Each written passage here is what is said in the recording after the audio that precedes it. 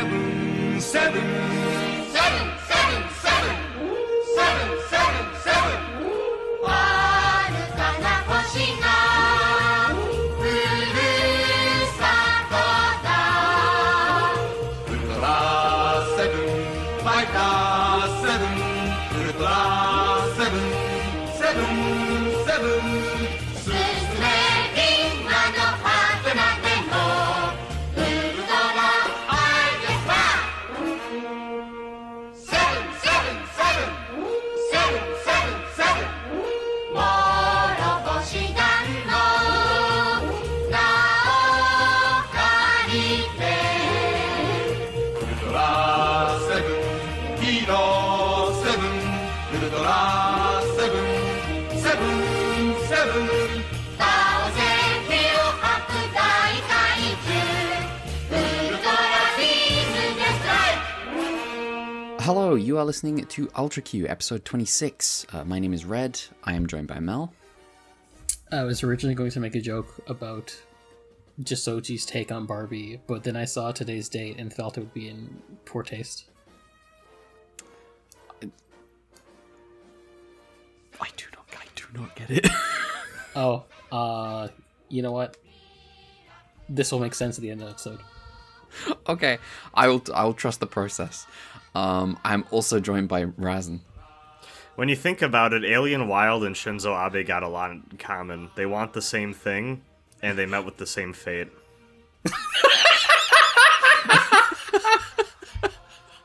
Yeah. Well, coming up, Spy on Your Neighbors.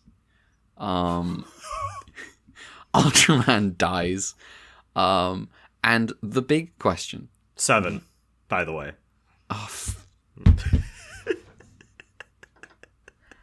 I'm retiring from this fucking podcast. Ultraseven dies, and the big question: why was the banned episode banned? But that's all in good time. We will get to Ultraseven. For now, Yeah. a little catch up. Rasen. First, Oh, is it alright if there's a couple things that I want to say in our last recording that I just forgot to, so I just want to shove them here at the beginning. Do it. Okay, go for it. First, related to Bioman, because I teased it during we were talking about Jetman. Bioman was the Sentai season that Saban saw on TV that made the light bulbs go off to do Power Rangers. I see. And to some extent, you can kind of see this in the show that Power Rangers is, because you can see a one-to-one through line from Peebo, Bioman's friendly, anxious robot to Alpha 5, the Power Rangers' friendly, anxious robot. I see. Even if the season they were adapting is not anything like Bioman. But it's just kind of funny. And number 2, production note from episode 9 of last week. That was the one with, like, the toys. Oh, yeah.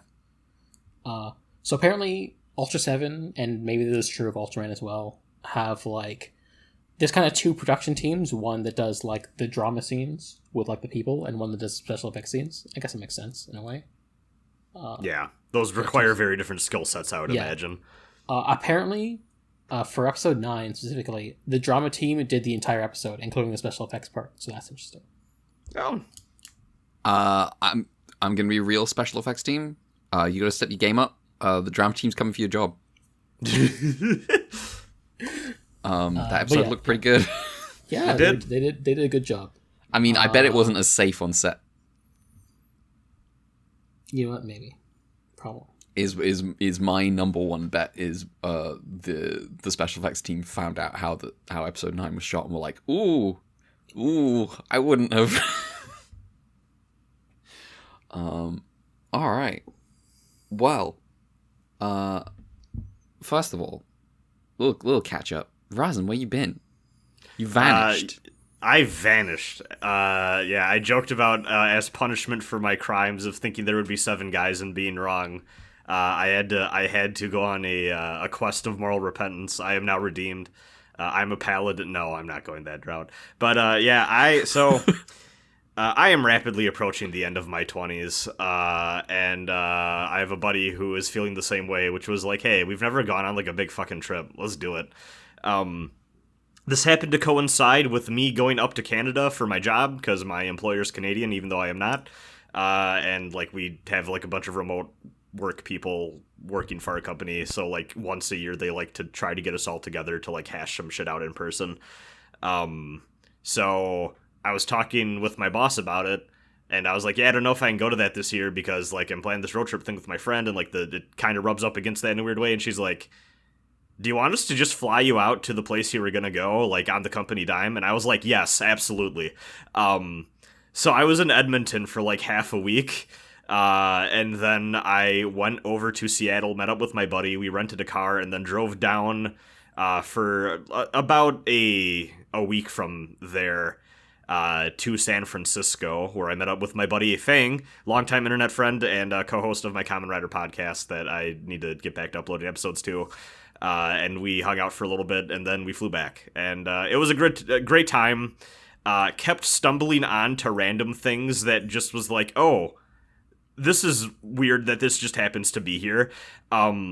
Specifically, the hotel that my company put me at for my Edmonton trip was just like in the general blocks that were used as like visual reference points for the Iron-Blooded Orphans scenes that were shot in Edmonton, or shot like it's fucking live action.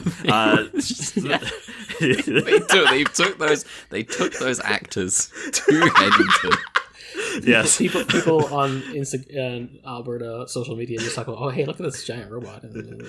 Yeah. So I walked around, and I was some nerd on Reddit had like put together like, oh hey, here are like the streets and corners and stuff where like you can see they clearly took some visual inspiration. And I just walked around. I was like, yeah, like things have obviously changed because it's been like, you know, over half a decade. But no, you can see it. And I was like, oh damn, this is cool. Edmonton's cool. Was a little smoky when I was there, unfortunately, but had a great time. Coworkers are good people, thankfully. And then yeah, West Coast road trip. Seattle is probably the coolest fucking city I've ever been to. Towards the end, I started to look at apartment prices in that general area, and then apartment prices even outside that general area, but close enough to drive in, and I was like, I can't fucking afford to live here, never mind. So that was sad. But, you know, so it goes. I don't know. It was a good trip. I highly recommend going on a big trip if you have the opportunity to. It was, I would say, life-changing in a way. It was kind of neat just meeting a bunch of random people and just kind of getting a reminder, like, you know, overall, when you, like, just come across random strangers through your life, most people tend to be kind or at least want to help you out or be, like, genuinely, like, cool and normal about shit. Even when you meet the occasional fucking weirdo or creep or whatever, it's like, ah, fuck it, we could, you know, most people out there tend to be pretty chill, and that was kind of just a nice, I think, grounding reminder that I needed going on that little adventure with my friend. Tell us about the person who wasn't chill. You got something happened to you. So okay, this is unrelated to my trip, but Okay. I'm happy you reminded me because I almost forgot about this. So last night I went out drinking with some friends after I saw a movie I can't talk about because it's fucking struck. So I met up with them. And it was kind of a late night. People were all, like... So I should preface this by saying that Wisconsin drinking culture is notoriously fucked. Like, people go too hard. If you ever look at a map of, like, drunk driving deaths by state, Wisconsin is, like, the worst by... It's bad. Like, it's genuinely, like, I would describe it as a cultural problem where I've grown up. Like, I've known way too many people that have gotten into, like, bad shit because of that specifically. Like, drinking culture here maybe goes a little too hard.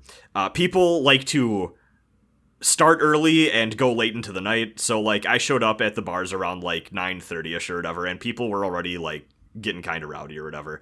But we were going from place to place or whatever. Like, if the vibe feels off, my group is not, like, we're fucking, you know, we're not here to, like, be rowdy. We're just chilling out or whatever. So if places start to get a little wild, we're like, okay, we can go find someplace a little more chill. We can just talk and shit. So we got into this bar that's kind of like broken up into two areas. There's like a general like just like drinking / like restaurant area, and then they have like kind of like a game room setup thing in the back or whatever with like darts, like pool tables, like that sort of thing or whatever. Like a lot of bars do or whatever. So we go back there because the bar is actually pretty like full, and that place just has like more seating that's just a little quieter. And it's my group and then this other group of people that are just hanging around this pool table. And, like, we're just kind of talking. I'm pretty buzzed at this point. And then this guy walks over to me, and I hear what I'm assuming it was his girlfriend going, Ben, no. And then the next thing I know, my arm gets grabbed. And then I get judo thrown to the ground on a hardwood floor. And then I hear her run over and go, Ben, that's not fucking Doug. Ben, that's not Doug. And then I hear him go, oh, shit. And then the entire group just leaves. And then the bouncer comes over from the other room, and he's like, what was that about? And I go, what up? And I go, I don't know. He's like, do you want a free drink? I feel really bad. And I was like, yeah. He's like, do you want me to go, like, after them? I'm like, no, I just got judo thrown to the ground because I guess they thought I was Doug. Yeah. You just want Doug. I got a free Fuck Blue Doug. Moon out of it, so that was nice. But that was weird. I think that's technically the first bar fight I've been in. I don't How's know your if that back? counts. Fine, actually. I was really worried that it would hurt in the morning, and so far it hasn't. Fingers crossed that stays true. I feel like I should stress that, like, Rasen's message in the group GM of someone judo throw me, and then Red's reaction hours later was the first thing I saw when I woke up this morning. It was really fucking weird. But yeah, I had a good time last night. The one other thing I do want to say about my trip, two things. Both in Seattle, actually. Highly recommend the Seattle Pinball Museum. I feel like if you're the type of nerd listening to an Ultraman podcast / Ultraseven, now I'm doing it, fuck. You probably would appreciate something like a pinball museum. You can play all the games that they have there, at least the ones that work. They have some like really old ones that go way back, and they're just like, we can't fix these. They're too old. But then they have like info, like little placards above like all of the machines describing the history and how they're viewed in the pinball community, which is really neat. And then also too, Mount Rainier is maybe the most beautiful fucking like go outdoors and touch grass thing I've ever done in my life. Genuinely like, oh fuck, nature like moment for me. Very beautiful. Just mountainous like area, like national park place that you can go to and spend basically the whole day just hiking if you wanted to. It was a good time. Sick.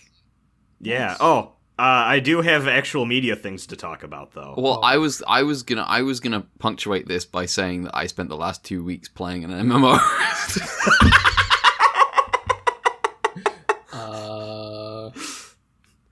Do you want to talk about the MMO? We could take turns. This is So fine. we're gonna take turns because I have to disassemble. To clarify, oh, go ahead. if you remember from the last time we recorded, Red promised that they would do more than just play the MMO. Here's the So do you have thing: more I than have MMO? I have done more than play the MMO, but I don't have more to talk about than the MMO because okay. It's because Final Fantasy II is a JRPG. And while it's not a long JRPG, it's still a JRPG.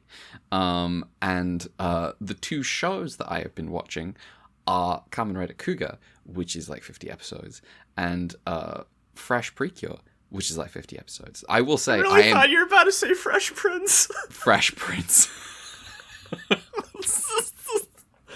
Fresh Prince has a way better opening than Fresh Precure. You know what? Let me Yes. tell you. Fresh Precure. Is- Honestly, really good so far. Really liking it. Kamen Rider Kuga just bangs. It's just fucking good. But that's not what I'm here to talk about. What I'm here to talk about is, I have some. This is a PSA.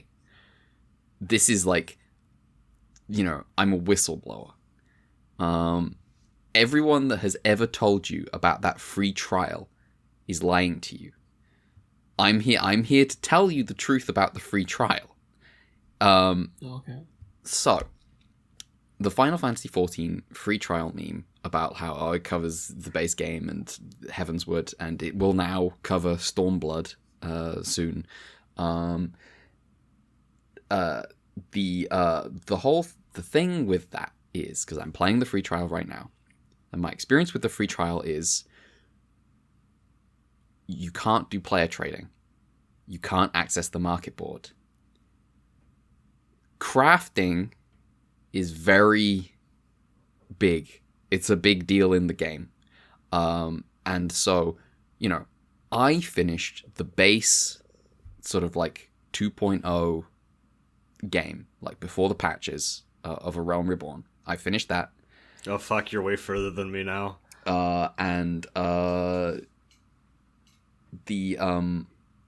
was like, I had a level 50 paladin, because I was like, well, I've picked paladin over warrior because I'm like, I want to pick up Dark Knight, and there's just something nice about the theming of going from paladin to Dark Knight. That's what I like. I got this quest opens up to unlock like a relic weapon or something. Big iconic weapons for the job. And I go, oh cool, I'll get those crafted. I go to the guy that's gonna make it, and he's like, oh, I need this, an Aeolian scimitar with like some melded materia or something. And I'm like, okay, I don't know what that is. I look it up and I find out, well, if you want that, you probably want to buy it off a level 50 blacksmith. And I was like, okay, I can't do player trading because it's a free trial, so I guess I'm going to become a level 50 blacksmith. The problem with trying to become a level 50 blacksmith, because I've already done some of the crafting classes, it's fun. I do like it. I like fishing. I started with leatherworking. I was like, this is actually good. I like this. But at some point I hit and you can level them up very quickly as well, because it took me, I had like a Niji Sanji EN like For Honor stream going, and I got 2 hours in, and I had leveled up blacksmith from level 1 to level 25. See, this is the thing that I think is going to be a big sticking point with me with 14, is like, I've heard so many people talk about the crafting and stuff like that in this game, where it's like, oh yeah, you can just throw on a TV show or stream or something and just like craft away, and I'm just like, oh, that sounds like torture to me. Like, I mean, to me, it's a blessing, because like otherwise I can't pay attention to streams that I do want to watch, because I just can't do it. We are wired so differently. This is so fascinating to me. Carry on though. The issue that I run into is, for the next, for like all the things to be crafted like at the next level up, you need like walnut lumber. I was like, okay, I can't buy that from the guild supplier. Where do I get walnut lumber? And they're like, well, you can buy it off the market board and player trading, or you can buy it from the tribe, the Ixali tribe, which you'll need to rank that up, or you can craft it from walnut logs. And I was like, okay, so how do you craft it from walnut logs? Well, you need to be like a level 25 carpenter.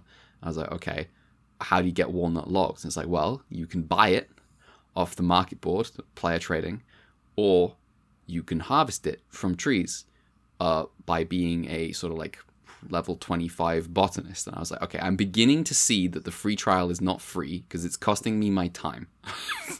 That's how they all get you.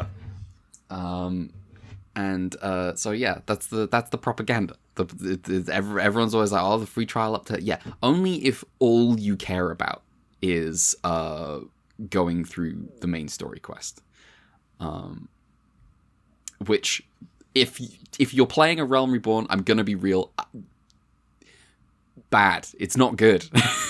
Okay, because I have not streamed a Realm Reborn in a while, and I have to ask because I am just itching to know. Is there ever a point in any of those MSQ quests where I need to use my brain to think about a fight to not lose? Or is it all just the slog of, like, killing the guy? Because it's kind of torturous to me right now. I think... I don't think so. I don't think... not yet. I'm dying, Squirtle. I was playing Dragoon. I have taken it upon myself to play a tank. Because one, I want to play Dark Knight. That's a tank class. So I want to learn. I want to learn tanking. But also, so that I have to think, because I don't want to be mean to people who play DPS, but there's no responsibility there. That's completely brain dead stuff. Is just whacking the boss while someone else gets hit. Yeah. I mean, I obviously it's more than that, but I was just the main story quest. I was just when it came to dungeons, I was just like, I would be having more fun if I challenged myself by picking the tank. And so I've been playing tank. I did have a very funny thing where I checked in with a healer because I was like, I'm new to tanking. Did I cut it close on that last pull? And they were like, no, it's fine. And then the cat girl in a kimono DPS said, "Nice tanking, Mr. Tank," which was very funny. I was like, okay, this is the FF14 experience. I see. My friend group is full of FF14. Multiple people that I know went to that fan fest, by the way, and had where they saw the racist trailer. Yes. Apparently they had a pretty good time. Maybe somewhat. Apparently it was just like they had too many attendees, and it was kind of a shit show. Lines were apparently really bad, but like everyone I talked to about it was like, "Oh, I had fun." The thing was kind of a disaster in terms of how they ran it. But my FF14 experience has been people that do like the top 1%, like high end, like for sickos rating shit. Oh yeah. Giving me me logging in and being like, okay, I'm playing Arcanist, and then my friend being like, okay, here, I'm gonna give you the basics so that you learn the foundational prototype of what is going to be your optimal rotation. Lovely. And then people in my chat going, bro, you do not need to worry about this right now. That's really funny. Yeah, it's been fun. So yes, the one thing I need to assess whether I'm gonna keep playing this game, because I need to make the choice early before I get into Heavensward about whether I'm actually in it for the long haul and just get off the free trial, because it's costing me more time than it's worth, which is obviously how they get you, but like it's regardless of whether it's a trick or not, I have to assess the decision. So I am going to flip a coin. Oh my fucking god. Oh shit. And then I am going to send a picture to the chat and spoil it, and then make one of you pick whether heads or tails is... Okay, so... Okay. Right.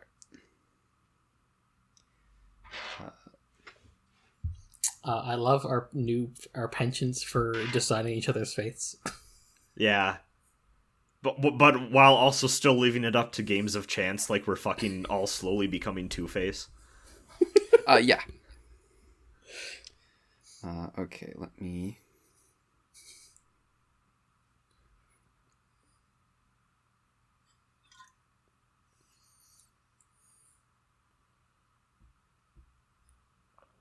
thinking about what Mario Party mini games we decide to subject each other to make important life decisions in 5 years. Okay, no clicking on it yet. Okay. So there is a spoilered image in our Discord group chat yeah. for the people at home. So who's picking? I'll do it just because. Okay. So the two options are: I start paying for the game, or I keep it the free trial.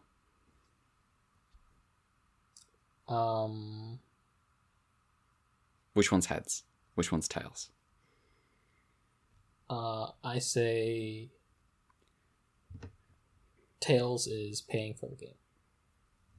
Okay. I can reveal I flipped heads. Okay. Oh. So I'm on the free trial. I am at liberty to completely ignore this. If the urge strikes me, is what I'm gonna say right now. So the thing about this game is that I people always say like, oh, you know, there's a writer who's involved right now who's the same writer who was on Final Fantasy XIV who's like a problem, but Ishikawa, the woman who's been directing the lead writer since like Shadowbringers and Endwalker, she's really good. And I was like, okay, do I believe these people? Do I continue to believe the people who keep lying to me? And I look up Ishikawa and I find a thing that says like, oh, her work on the game before becoming lead writer. And I spot she wrote the stuff in 2.0 in Ishgard. She wrote the main story quest in Ishgard. And I was like, okay. With literally prior to knowing that, I have described Ishgard as the one time I was paying attention. Okay. So I'm like, okay. For now, I will believe people that it gets better. I feel like you kind of hit the nail on my head with my issue, my conundrum going through A Realm Reborn right now is that it's so easy to just stop paying attention. I genuinely wish that game resisted me a little bit more because it's so hard to keep my interest. It's so... the first time I died to something in that game that wasn't me going up for like dumb reasons against something that was like way over leveled for me to even take on was because I got to a fight that was like, hey, it has a shield that makes it invincible. You got to take out this thing first. And because for like the 30 hours up to that game, like up to that point, you did not have to think. just like, I did not have to think. I just did my most optimal moves and then it's like, okay, the encounter's over. And now finally it was like, okay, no, like there's actually like a mechanic as the community calls them, that like, okay, you need to worry about this first. And it's like, oh, like I've just been conditioned to just not pay attention when the fighting is happening. And honestly, a lot of the world building stuff is like, I'm doing my best to be invested and interested. And honestly, like I do think Y'shtola is kind of interesting so far. I liked the Arcanist questline quite a bit. I've since been told that none of the Arcanist stuff ends up, or any of like that base like vocation stuff, side quest stuff ever really comes back, which is sad. But yeah, it's hard to keep my interest with that game. Red, this is my TLDR to say that you should join me on my sicko path to playing FF11. Oh, Jesus Christ. That game respects my time less. It does, but it's so much cooler in the way it disrespects your time. I spent 6 hours in FF11 one time trying to find a fucking haunted mine. Getting there, getting to the end of the mine, realizing that I'm way too weak to take out the ghost haunting that fucking mine, and then walking back. And I was like, I didn't achieve anything, but I feel great. Oh, Jesus Christ. To get the summoner class in that game, you need to get like a 2% rare drop from a ghost on a beach that spawns only at night. And I did it, and there was one other guy on the beach. It was like the little Taru, like the Lalafell equivalent, just scampering about. And I was like, are you here for the summoner crystal thing too? And he's like, yeah, this sucks. I've been here for hours. I'm like, lol, that's going to be me. Well, it's not as bad as how you get summoner in FF14, which is you initiate a extremely racist quest line. Yeah. I can't remember if I got Summoner. Summoner was my base class when I started the game. Blue Mage I believe it's Blue Mage in FF14 that is known for having the Blue Mage quest line is racist as hell. I believe I just unlocked, or I'm on the verge of unlocking Summoner. I can't remember, but I'm gonna tell you, I felt pretty good spotting on that list of stuff that Ishikawa has written. I felt pretty good when I spotted the Dark Knight questline. I was like, okay, I'm safe. I remember hearing people really liked the Dark Knight quest from back when it came out. Apparently it's the good type of emo cringe, which is like, I'm here for it. All of it. Yeah. All emo cringe is the good type of emo cringe. This is why I'm picking the class. That's, yeah. You know what? I love this for you. Oh, the other thing I want to say about FF11 is after you get that fucking drop, you then need to experience all of the various weather conditions in the game, and the weather conditions are random. So you just need to walk around a lot to different areas. That's fantastic. Yeah, FF11 game for freaks. I wish I was less of a responsible adult so I could play it more. The other thing I have to say about FF14 is that as of when I started hanging out with Alphino in that game, I described him as, it was like a revelatory experience, and I described him on Twitter as the only character in the first 40 hours of the game. Oh, jeez. I was like, he rocked up and had a personality. Like he sucked, and it was good. And I was like, oh, this is what's been missing is no one has had... I haven't cared about literally anyone yet. And then Alphino shows up, and he's like, so the CIA has taken a bit of a knock. I'm here to reform it better than ever. Let's go. I think, I need you. You're going to help me. I'm hanging out in this wintry place, and it's very cold. I do not like it. Let's pick things up, pick up the pace. You need, and I believe my exact words were, every RPG needs a guy who, every time he opens his mouth, you can smile, shake your head fondly, and go, fucking asshole. And that's Alphino. A couple, like, I would say there were then like 2-3 more characters. The other thing that happened was I switched over to the Japanese voice track, which I realized doesn't actually line up very well with the English localization.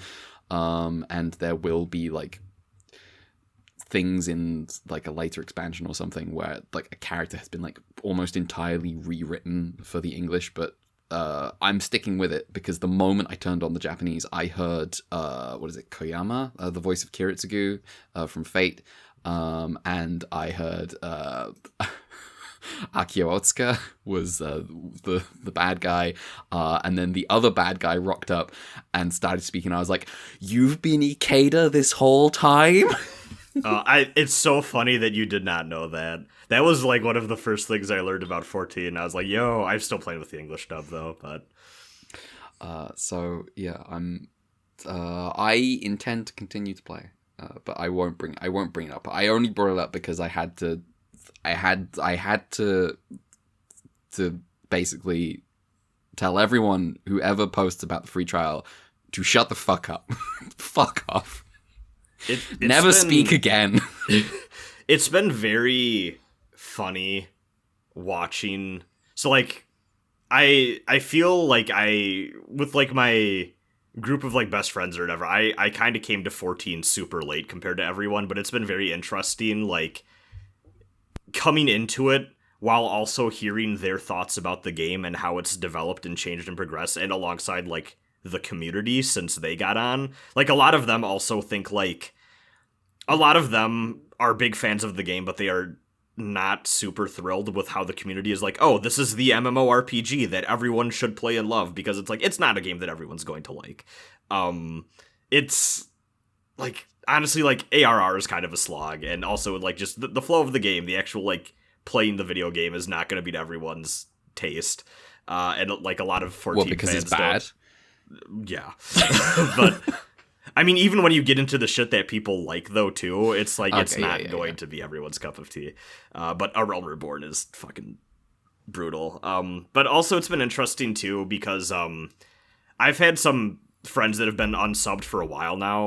A lot of that's because of, like, life, like, getting busy and stuff. But also, too, the general sentiment seems to be that a lot of my friends and, like, maybe a lot of other 14 players, not necessarily the general community, but the people that are kind of there for, like, you know, keep up to date, like, with all of the, like, latest stuff that's coming out and, like, kind of, like, the more challenging content that they come up with, is that the game is getting a little bit less interesting because they're starting to care more about balance, to the point that they're changing classes quite dramatically and, like, kind of taking out their personality and character.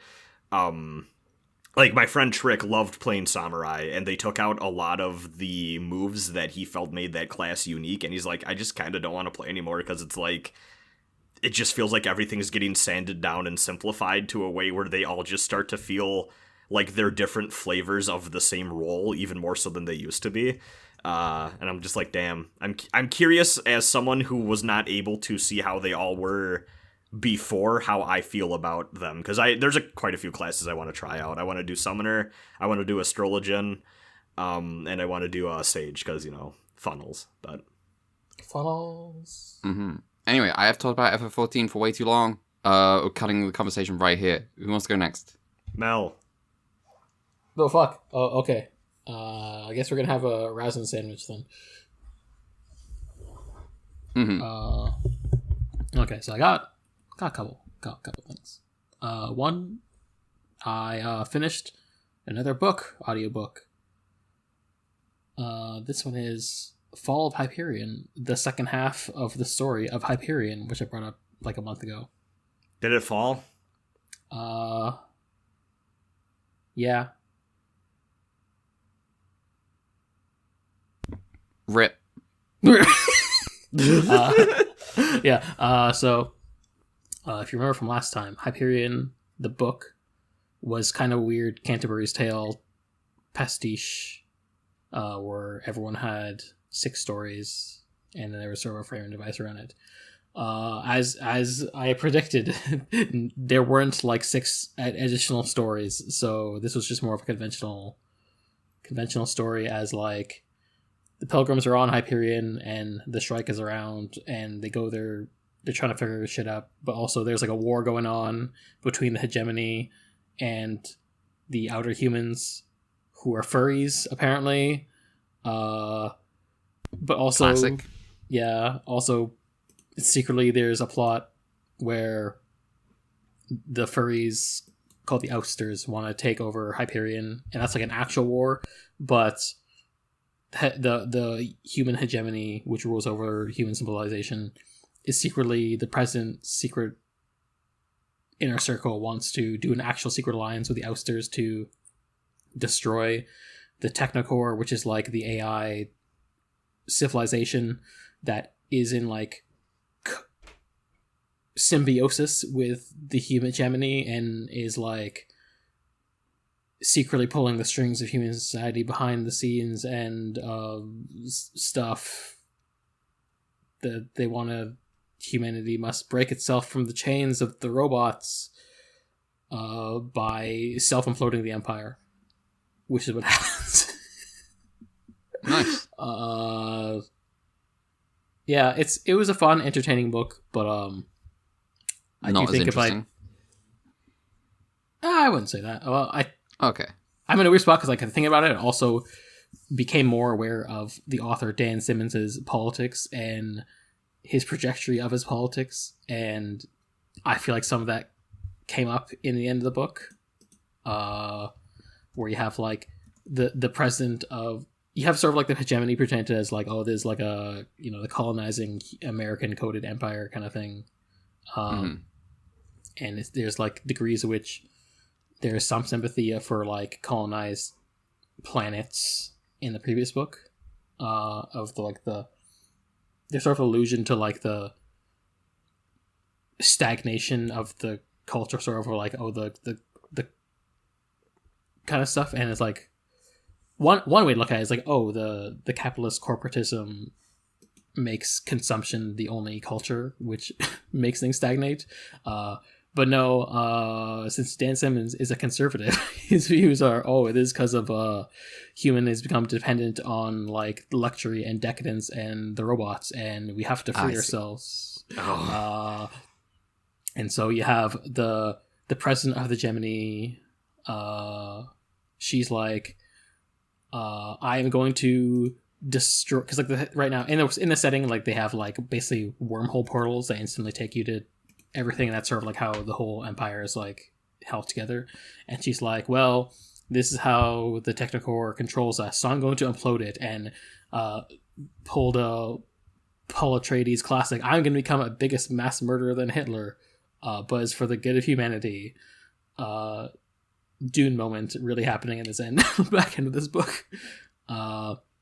And she blows it up, and then catastrophe happens, and there's like, I don't know how to describe it. There's like a montage of sorts where it talks about the different things that happen on the different planets that are affected. I'm spoiling this book. I don't care. I was gonna say Jesus. Yeah, I don't care. I'm just gonna link this particular quote that stood out and rose my eyebrows in the chat, and you can just skim it over and maybe glean some views of the author's politics. Okay.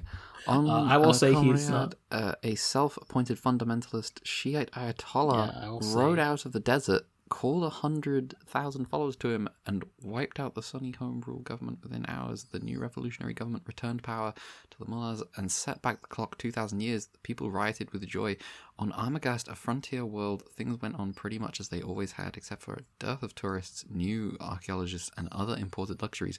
Armagast was a labyrinthine world. The labyrinth there stayed empty. On on Hebron, on Hebron,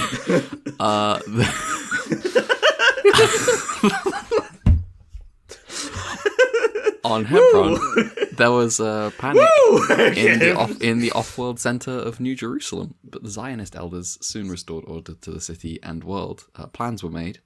Rare off-world necessities were rationed and shared. The desert was reclaimed. Farms were extended. Trees were planted. The people complained to each other, thanked God for deliverance, argued with God about the discomfort of that same deliverance, and went about their business. Okay. So is the okay. Okay. Okay. Is this stuff relevant to the rest of the novel? No, but I think it's just like, is one of those things where you can see sort of like, his views peeking through a little bit. If anything, that makes it clearer. It's just like, so this isn't tied into the rest of the novel. You just tack this on at the end for some reason. Yeah. Okay. Yeah. Okay. Yeah. It's just throwing it in there in this like deluge of other things happening. I think there's like another planet where things go to hell, and this interesting. The planet had like a Chinese name or something.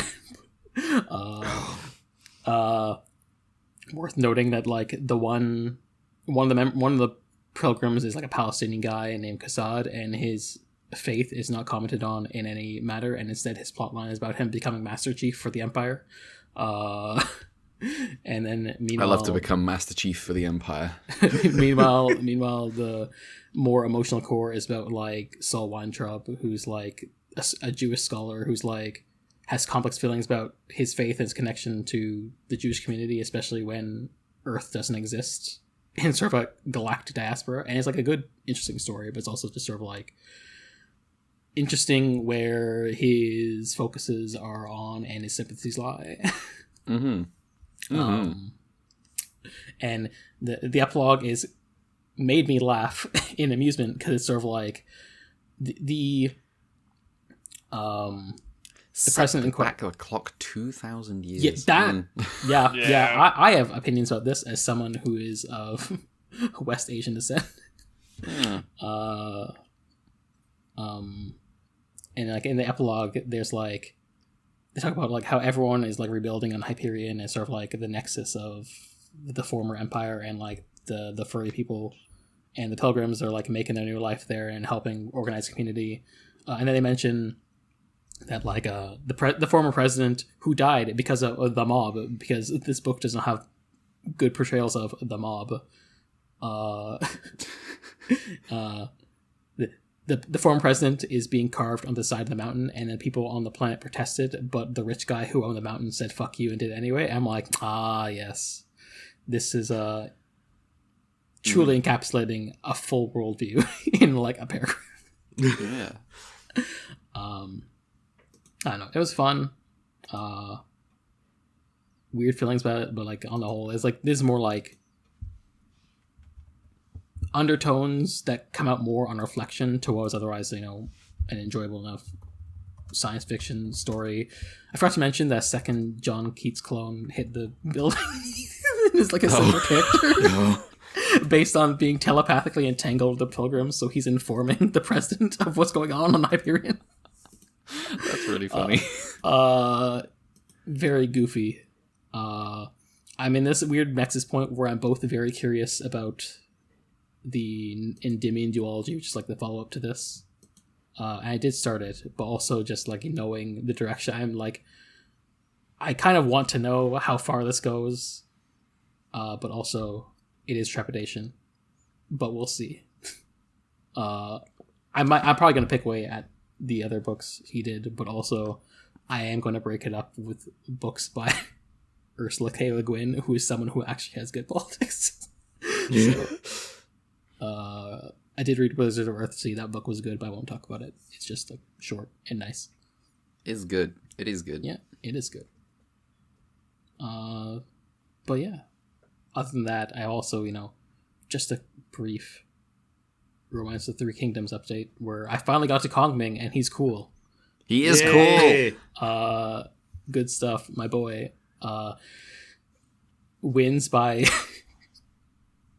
getting a guy into an ambush in like the most basic way possible with fire. Yes. Everyone's just like, oh, I don't know about this Kongming guy. Wins one battle. Oh, he's sick. Everyone loves him. He's the coolest guy. Just like he knows basic tactics.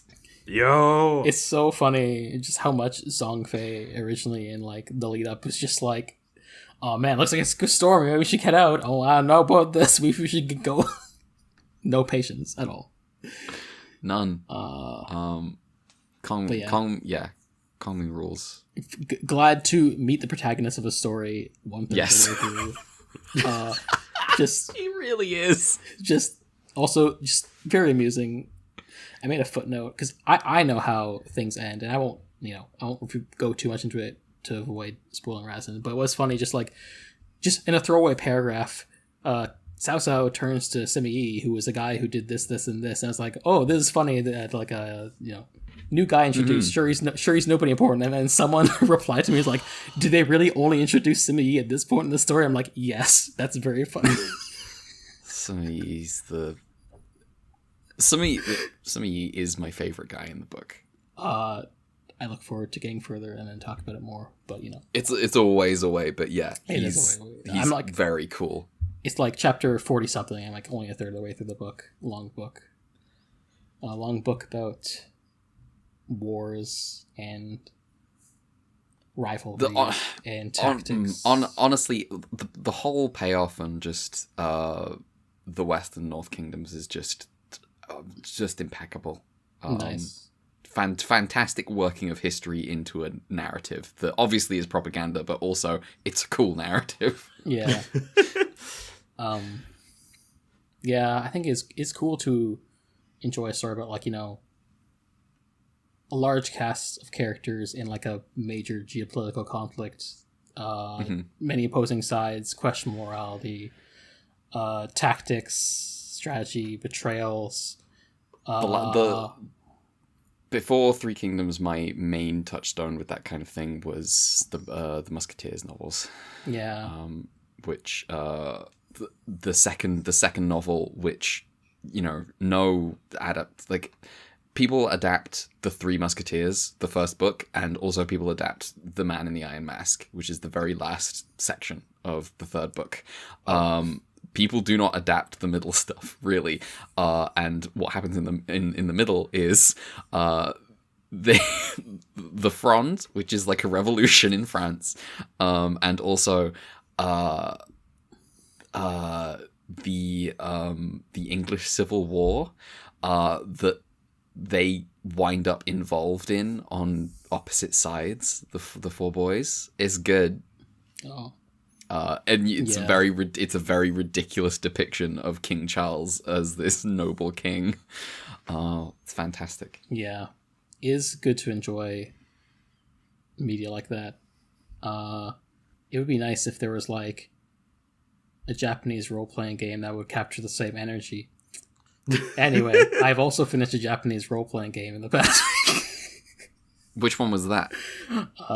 Suikoden 2. I see. Hello. This is like the bigger thing I want to talk about this week. Oh, Jesus. Context, okay, yes.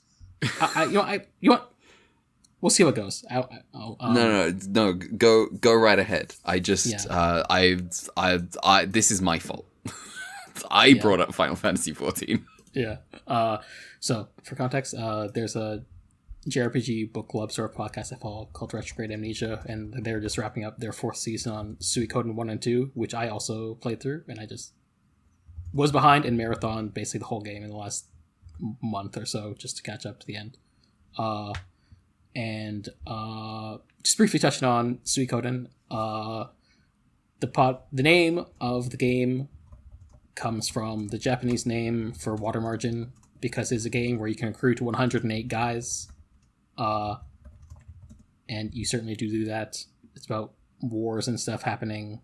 The first and isn't one basically an adaptation almost too, or is it just the premise? So I don't know, Okay. and maybe I'll have a better idea when I eventually get to water margin after I finish Robots the Victims. Not touching it until then. First game's a bit rudimentary. It was like they're both on the PS1. Suikoden 1 is early PS1. Suikoden 2 is like closer to the end, like around late 90s, 98 I think it came out. Big upgrade. Like Suikoden 1 is just kind of okay. It's like, oh yeah, this is nice.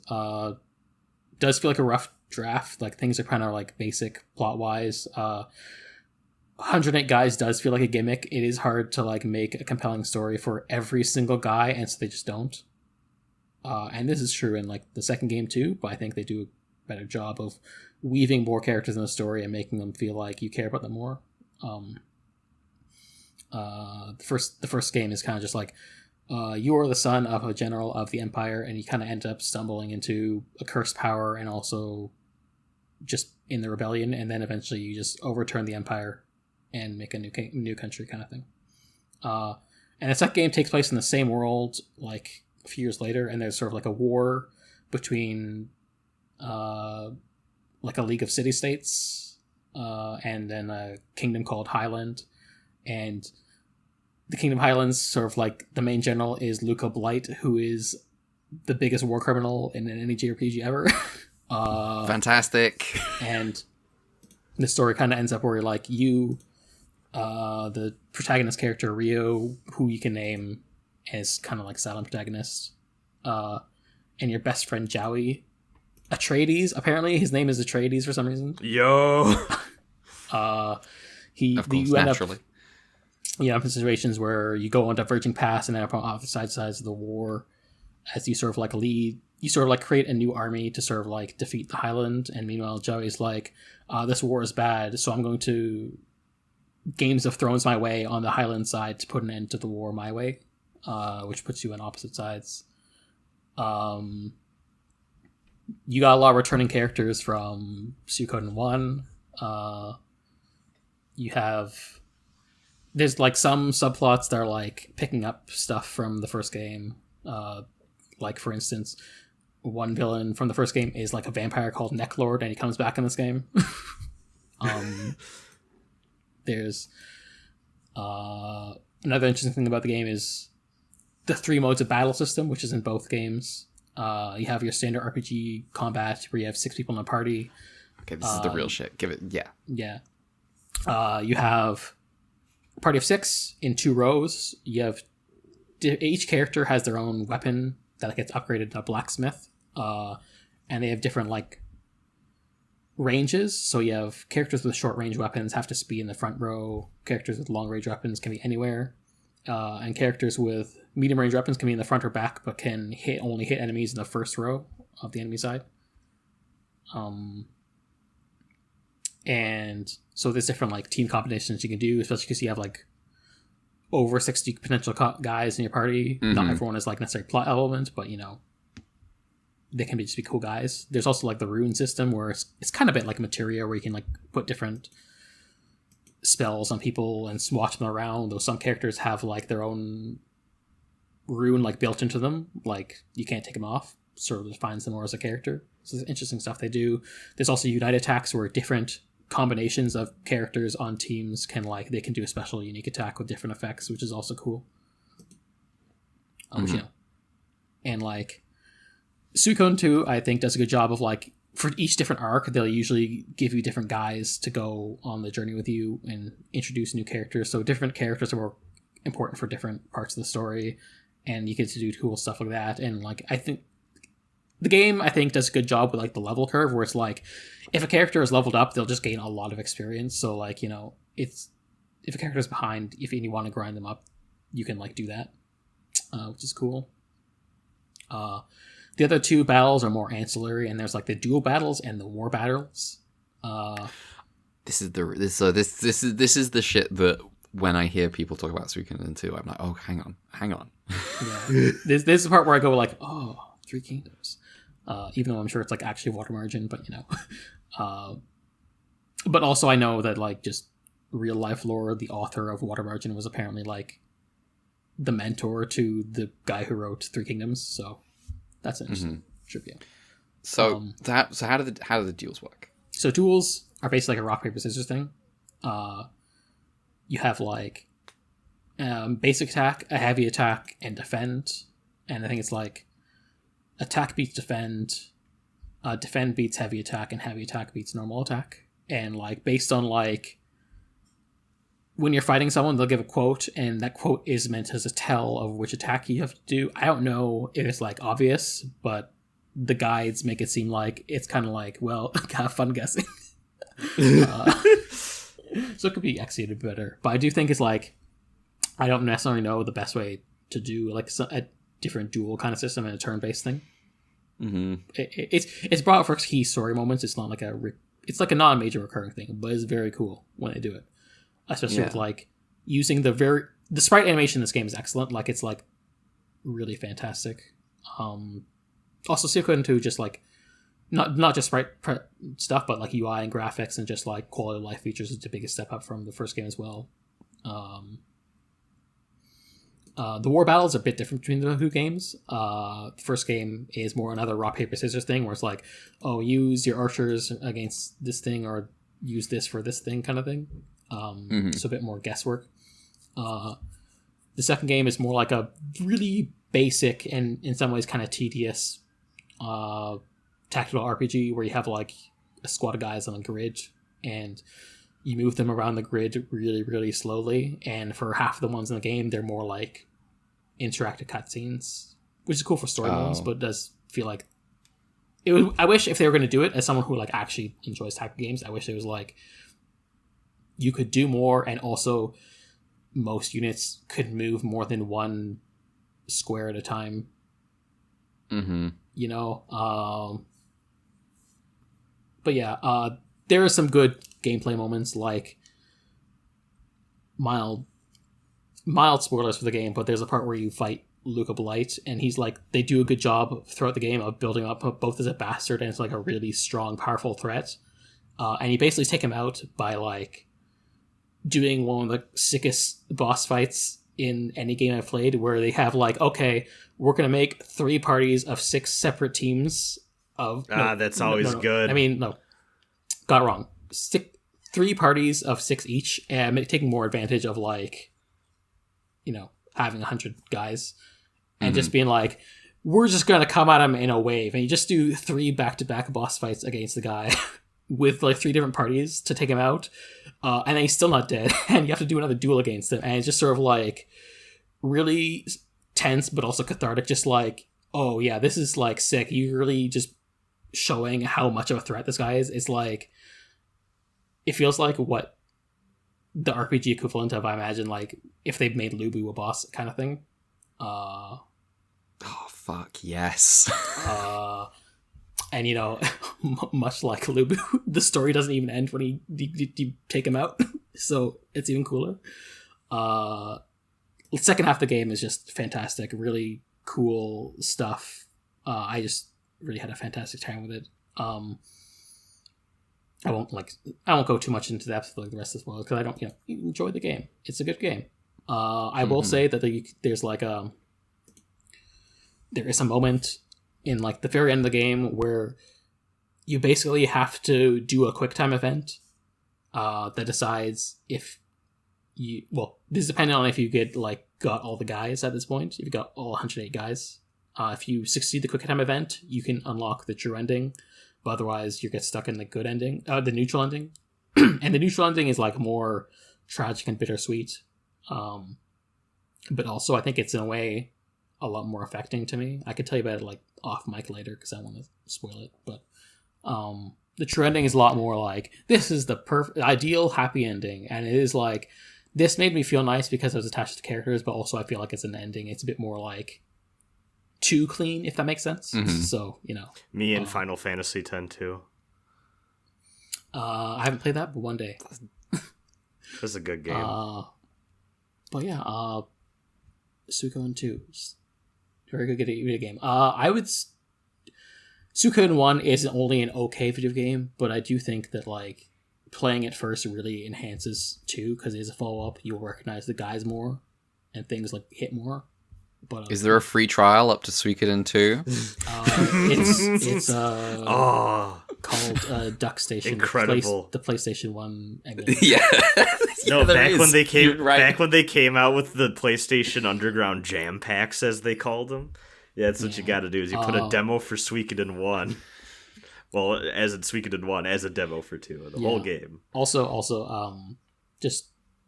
I will say, just adding on to that point, you do transfer you can transfer your Suikoden 1 to save to Suikoden 2, which has some nice perks like being able to recruit like the protagonist of the first game as a temporary guy, which is kind of cool. Nice. So if I do recommend playing both, but if you're like, damn, Suikoden 1 is kind of mid, then you can. I guess you can skip it. Suikoden 1 Suikoden 2 is the actual good game of the bunch. Mm-hmm. I have heard 2 held up as one of the greatest RPGs of its era for many years. It's very strong. Going back to FF6 after being Suikoden 2 and also Xenogears, which I have started up again, is going to be very mean to FF6. I feel like, but that is an SNES game compared to PS1 games. Also, one last note. Translation is a bit rough, so the remaster of 1 and 2 coming out with the new translation is going to be a blessing. That's good. There's some rough bits, but this is not as long. I'm looking at how long to beat. This is not as long a game as I was expecting for it being the 100 guys video game. Yeah. I mean, Suikoden 1 is like pretty short, all things considered.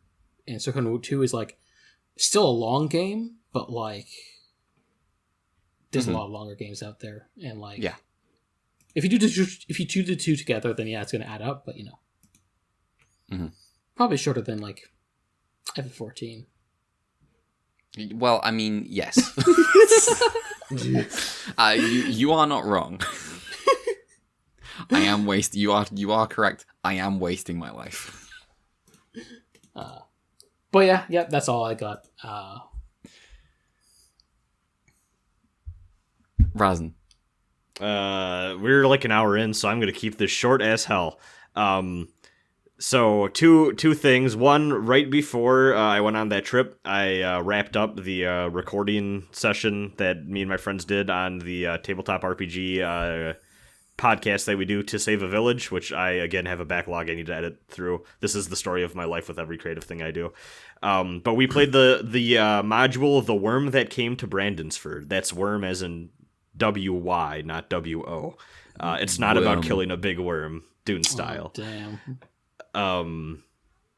It's just a fun old school style, like, it's part of that OSR movement, which is one of the most bizarre, like, creative cultural subculture things I feel like I've ever seen, because it is a very bizarre space full of, like, old weird reactionary shithead, like, old people that hate that, like, people who aren't old white dudes like D&D now. And then it's also filled with, like gay punk, like, teen, like, zine culture, like, fuck you, we're gonna publish all this crazy shit. Like, it's just a weird fucking mess of, like, a culture that I'm not sure how it has managed to continue to exist and, like, be a thing without the whole thing completely falling apart. Liberals looking at it and go, this proves horseshoe theory.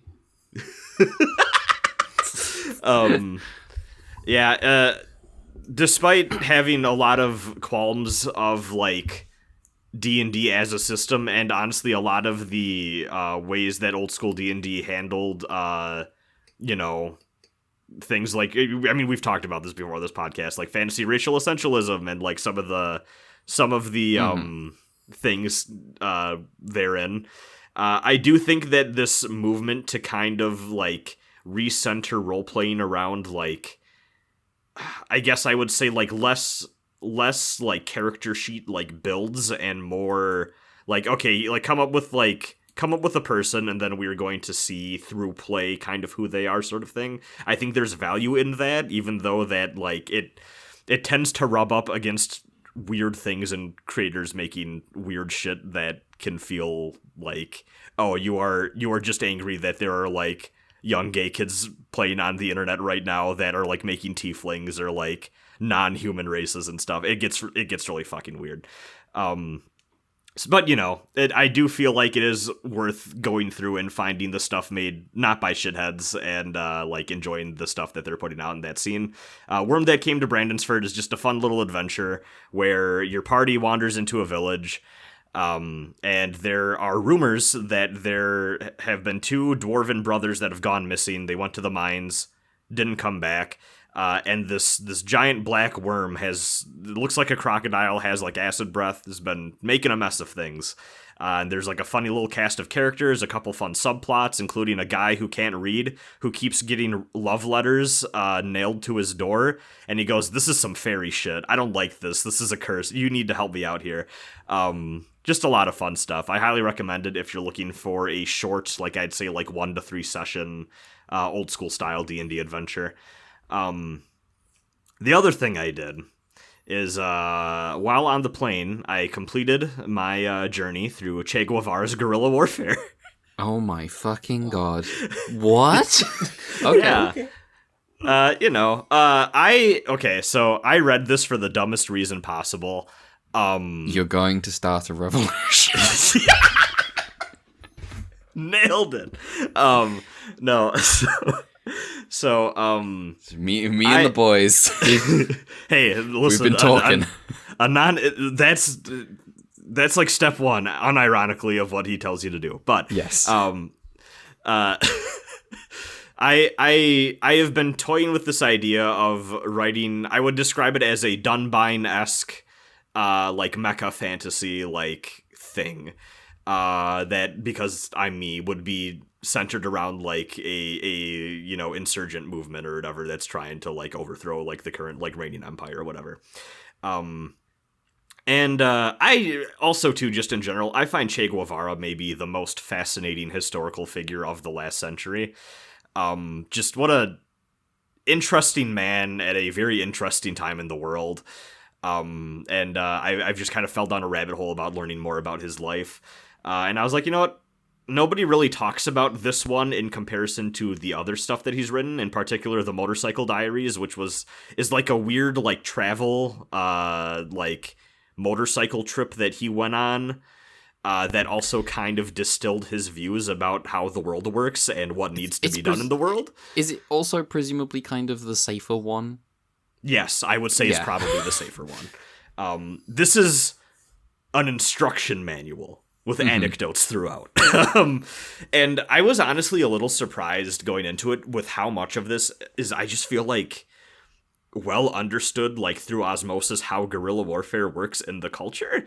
I feel like things like Vietnam and Afghanistan have a lot to do with that, like just like the American failures there and like how that all went down. It's just like, hey, these people understand their land better than you ever will, and like if you annoy the Empire enough and just make them waste resources over and over again, they will eventually say, fuck it, we're done here, and just pick up and go back home. And that's basically what he's telling people to do. And he has a lot of advice to give regarding like, here's how to organize things, here's what to do in this situation, and then he'll get done like doing pages of this and be like, at the very least, this is what we did in Cuba, worked out great for us, might not work great for you, I don't fucking know, try it out. He is very adamant that you need your core group of like, let's just say, I think he uses the exact number, like, you need 10 guys. You need 10 guys that are really committed to the cause, that are willing to die for this, and you gotta start. You're good to go. But also, he does take great effort to be like, you need to make sure the people of your country understand why you're doing this, be on good terms with them, be as helpful to them as possible. Like, we are fighting for them and their future, and you never need to lose sight of that. Obviously, Che Guevara, at least in Western English-speaking countries, has a reputation for being like very brutal in terms of discipline and enacting harsh punishment and executions without trial to people that were not in support of the revolution. Him writing it from his perspective, he is very much a person that does not seem, there's none of that in this book. Obviously, it's written by him, so there's going to be conflicting things here, but also, too, Western propaganda is a real thing. So it was interesting seeing that from his perspective, where it's like, if someone's being a shit, or if there's, like, people in a town that, like, aren't all sold yet, like, do your best to win them over, maybe give them a slap on the wrist if they try to fuck with you, but, like, don't resort to, like, terrorizing the local populace. That's fucked up. Save your hatred for the people, like, the fascists in power, basically. But yeah, a lot of information that I feel like I just kind of generally knew, like, yes, they do have more material and men, but also, if you are just smart about how you use things and how you move around, you can just make them upset enough and afraid enough to just, like, want to go back home and just not have the spirit to commit the resources anymore to enacting, like, a fascist regime upon your people. I do feel like maybe if I had to guess, I feel like maybe his later work in other countries working for revolutionary forces, I feel like he maybe leaned in on the you just need 10 committed guys thing maybe a little too much. And maybe it worked out in Cuba, but I have a feeling that mentality maybe did not necessarily lead him towards success in his other ventures later on. Because it sounds like maybe that, I don't want to say a fluke, but it seems like maybe those 10 guys just happened to be in the perfect storm of conditions to make their thing work with overthrowing the Batista regime compared to his later revolutionary actions. Yeah, overall, it was a good book, but I also feel like it's not a must-read. I feel like Motorcycle Diaries is, again, probably more approachable, and probably, for the average person, maybe a little more relevant. This is the difference in recommendation between what is it, Black Skin, White Masks versus The Wretched of the Earth is Black Skin, White Masks. That's everyone should read that. If you're a real one, Wretched of the Earth. Yeah, you know what? Fuck it. I'll say, if you're a real one, read Guerrilla Warfare. It's funny. I actually haven't touched Black Skin's White Mask at all. I read it. It was, it was good. It was, much more just relevant to just day-to-day life in maybe in France or a first world equivalent. It's the Wretched of the Earth is the one that's about kill your invaders and replace them. That's all I had. Nice. Oh, wow. I should say also too, a lot of this interest has been lead up to me wanting to watch Soderbergh's Che. I believe that was Soderbergh. I can't remember who off the top of my head now made the 2-part Che movie. But I bought the Criterion release of that, and I'm like, I want to watch this, but through what I've seen, it seems like a lot of that stuff is borrowing from his, like, the books he's written, so I just wanted more of a grounding in that before I watched the movies and seen how they present things, so. Mm-hmm. All right, well, this was bound to happen. This is the first time the Empire has been reunited in a while, so we have talked for an hour and 15 minutes about stuff that is not Ultraseven. Let's get into Ultraseven. Let me take a drink.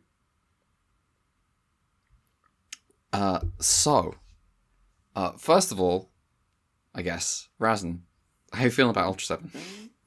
I'm liking it. I have overall, I enjoy the show a lot. I feel like it is taking the best elements of both Ultra Q and Ultraman. I feel like I wrote that like 3 times in the notes I took for those episodes.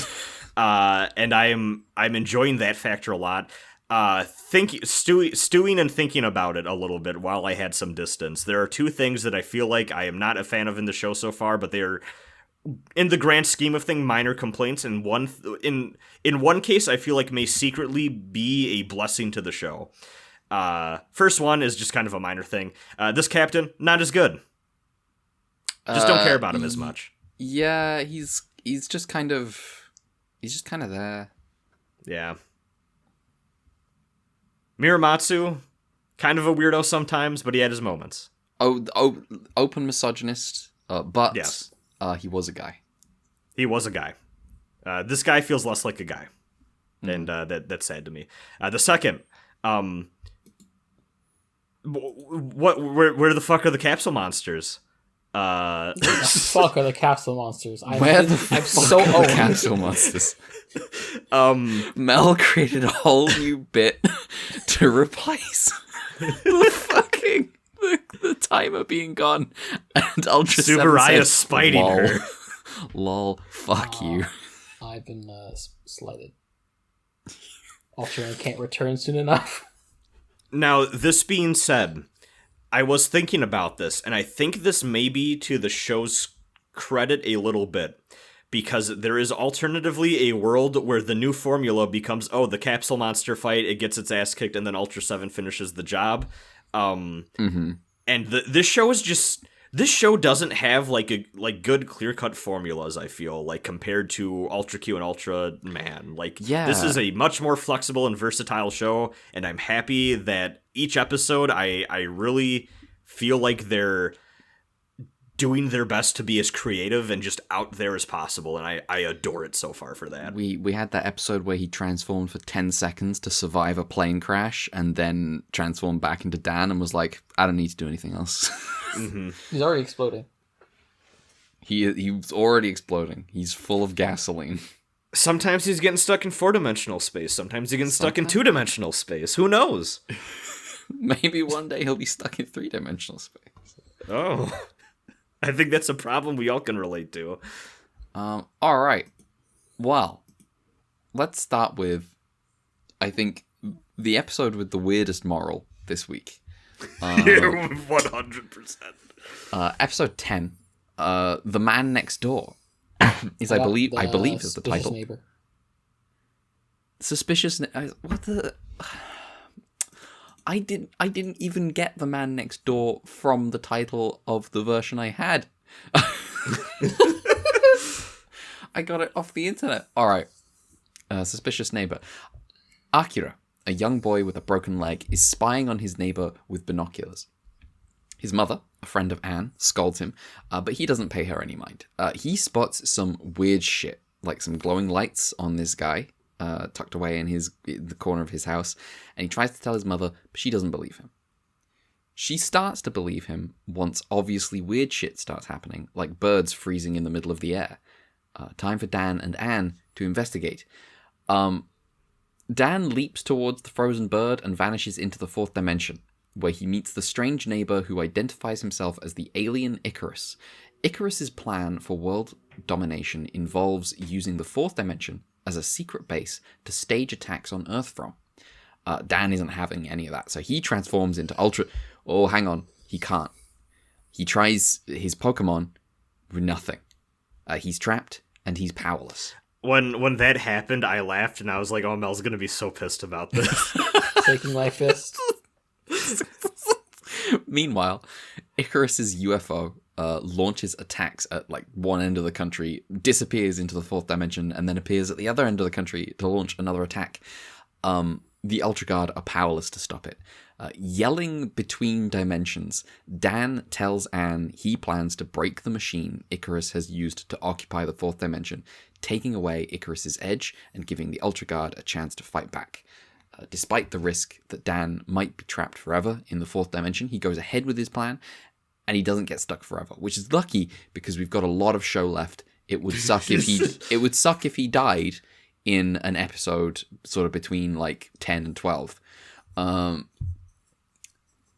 Ultraseven fights Icarus while the Ultra Guard fights the UFO. The good guys win, and Dan and Anne are on their way to give a pile of gifts to Akira in thanks. The narrator chips in to tell us, please spy on your neighbors. They might be alien invaders. Bro! Like, please spy on the neighbor.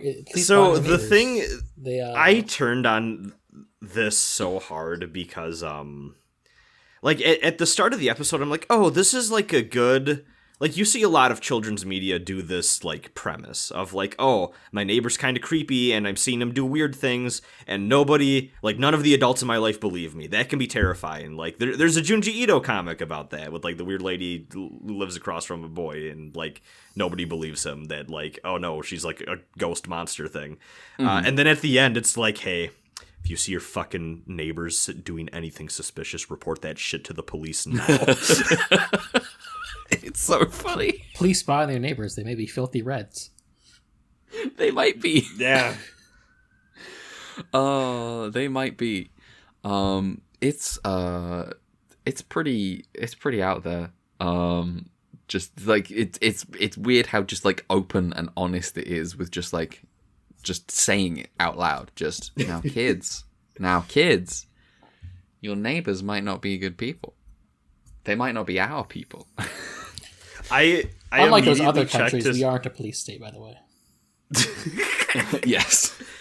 I immediately checked to see if this was written by the fucking Boss Tang guy, and it's not. The next one is, but I was like, he just did it again, but no, it was not. It was this was directed by Toshitsugu Suzuki, the Endless Counterattack and Mephiles person. Okay. And who wrote it? Bunzo Wakatsuki, who is a Strange Comet episode and the Gamora two-parter in Ultraman. Okay.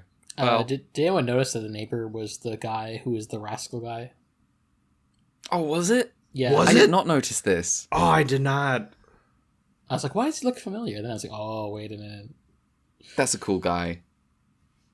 He was so stupid. he was like turned into a giant monster in his apartment.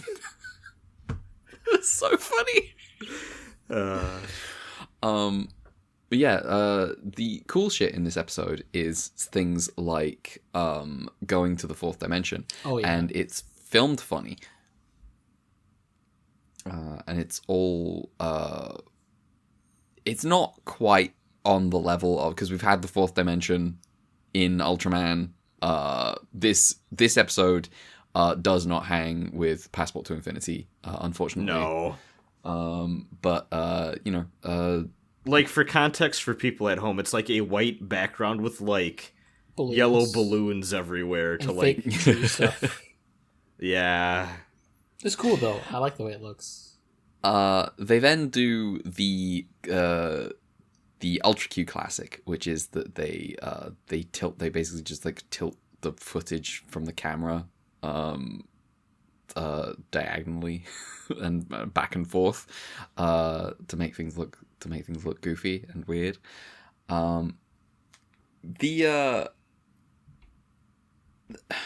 There's not much to this episode. There's a lot of padding with atmosphere Yeah.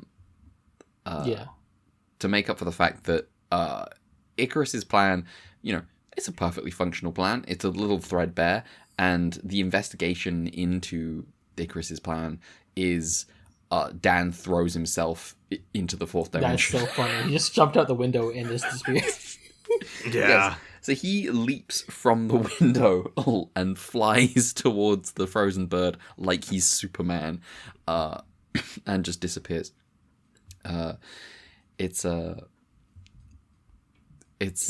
very silly. Aim for the bushes. Mm-hmm. More dead birds this episode.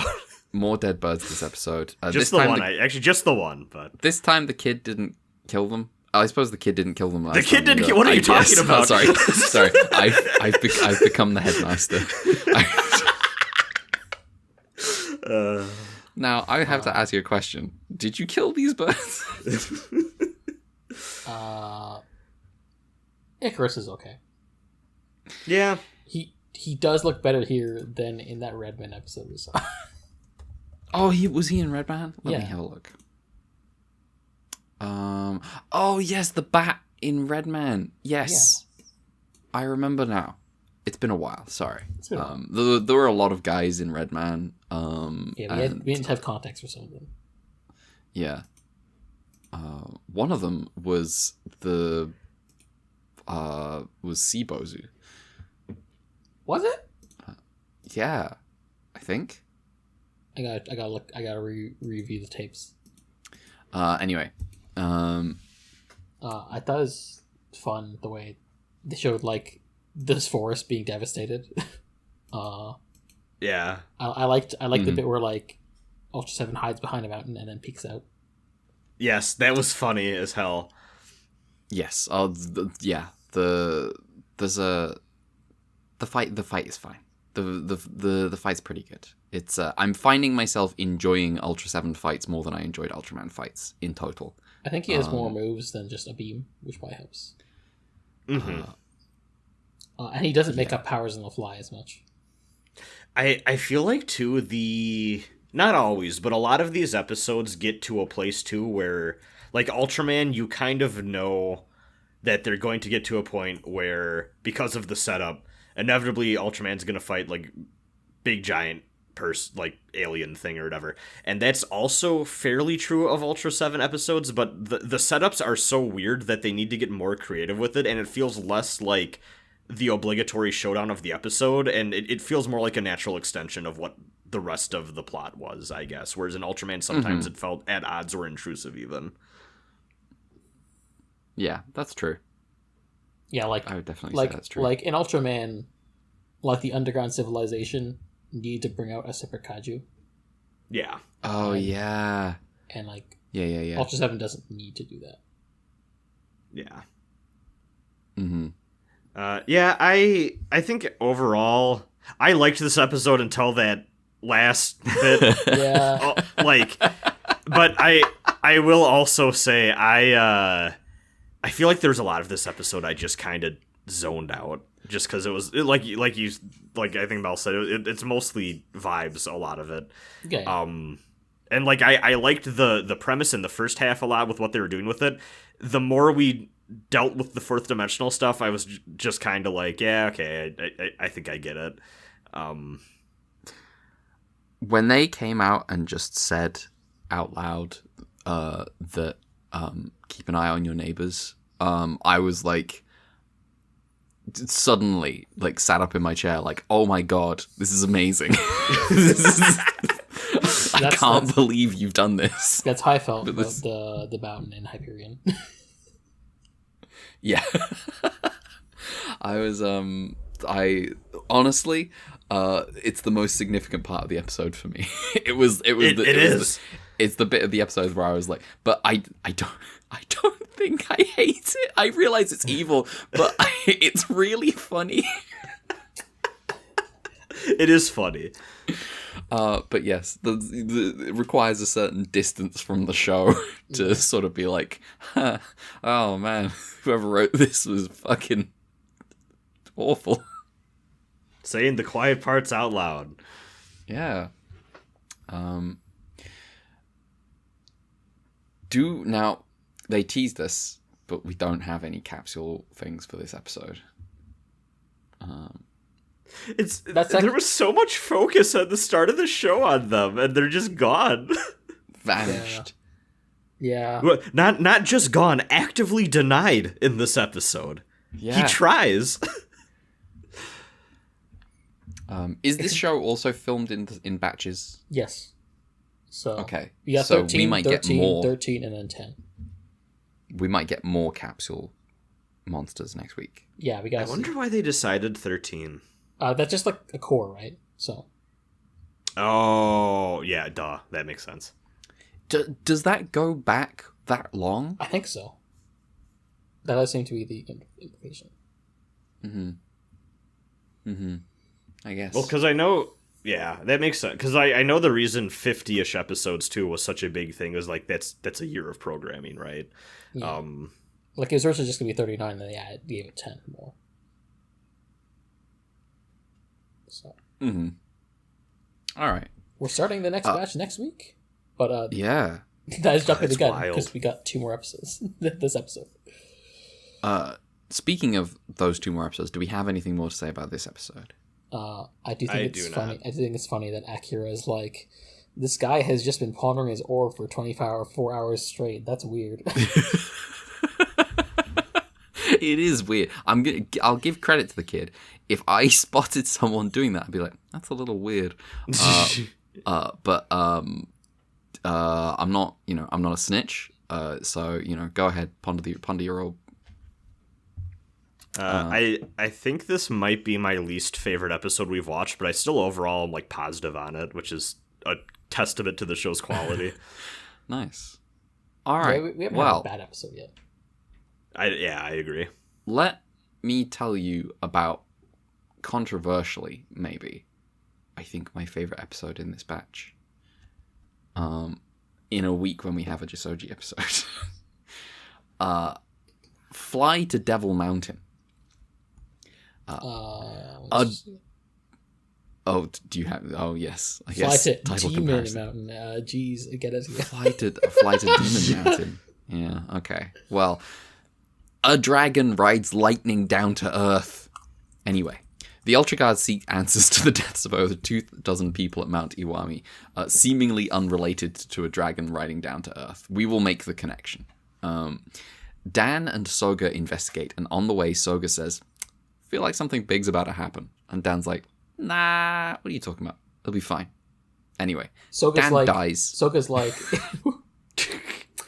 how can I recover from you saying Dan dies? How can you recover from me just saying Dan dies? Let's rewind. Let's just pretend I didn't say that. Yeah, Soga does just say, "Oh, it's Friday the 13th. That's important," which I just think is Oh, funny. yeah. That's, Forgot about that. Yeah, it's Friday the 13th, and our hero is dead. He is killed by someone using a strange rifle that sounds a lot like a camera. A man on horseback is seen escaping the scene. In mourning, the remaining members of the team vow to catch the killer. Sans Anne, she's just not in this episode. I guess they just didn't pay her actor to be here. They also like Dan is the pride and joy of the Ultra Guard. We can't let anyone else in TDF. He's been here a few weeks. It's so funny. Their only lead is a spur, so they contact a nearby cowboy club and decide to follow a lead so about funny. a This is a thing. This is a thing in Japan. There are people that do cowboy shit. It's cool as hell. I just was not prepared for like guys role playing cowboys to be like a core focal point of this episode or any episode really. All right. The Tokyo Country Bar for all of Japan's cowboys. There is a bar in Tokyo called Little Texas. Yo. Anyway, so they contact a nearby cowboy club and decide to follow a lead about a member/employee recently vanishing.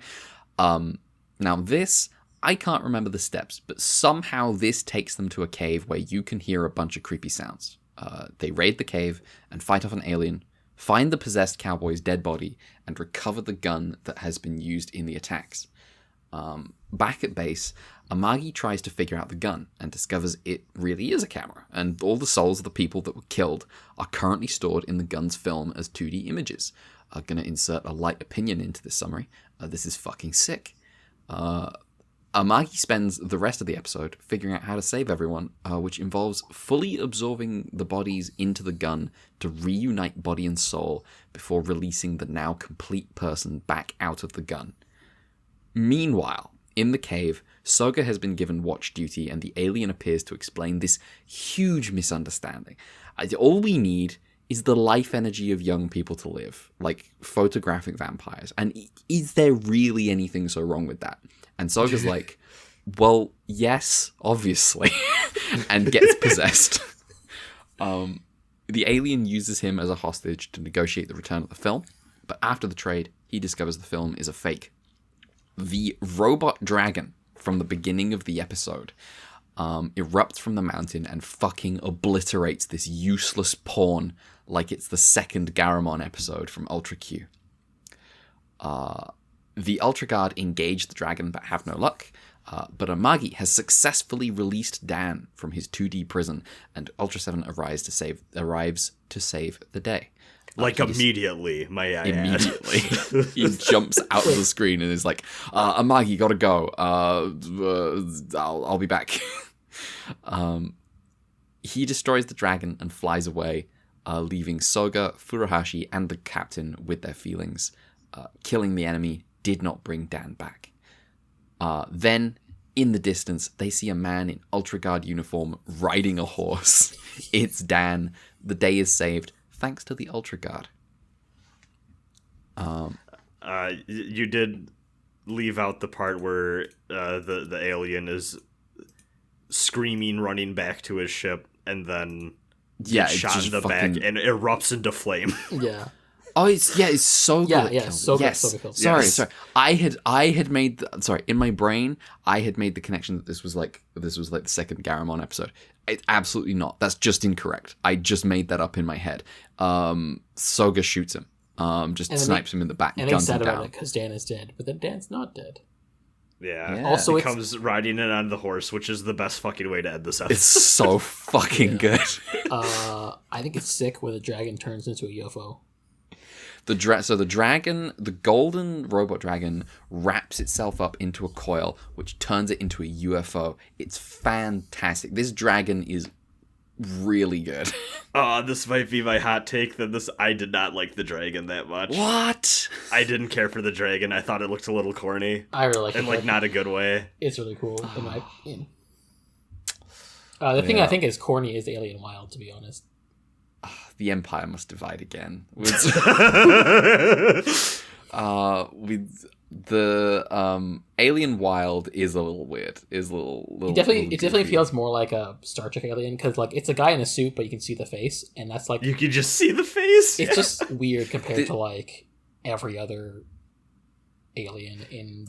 He looks like he'd be at a Disney theme park handing out like Coca-Cola bottles to kids.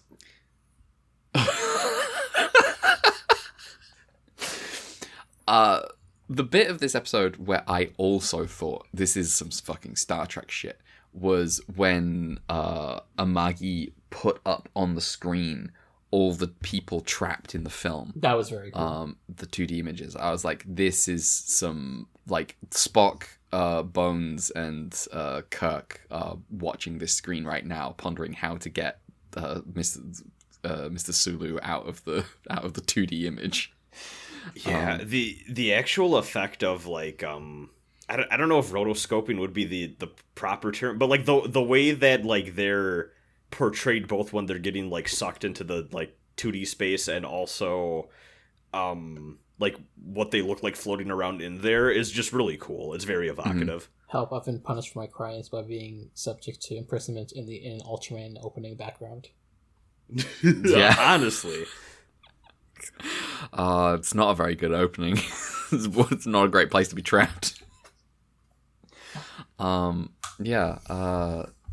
The other significant thing about this episode, obviously, is Dan is fucking out of the picture for most of it.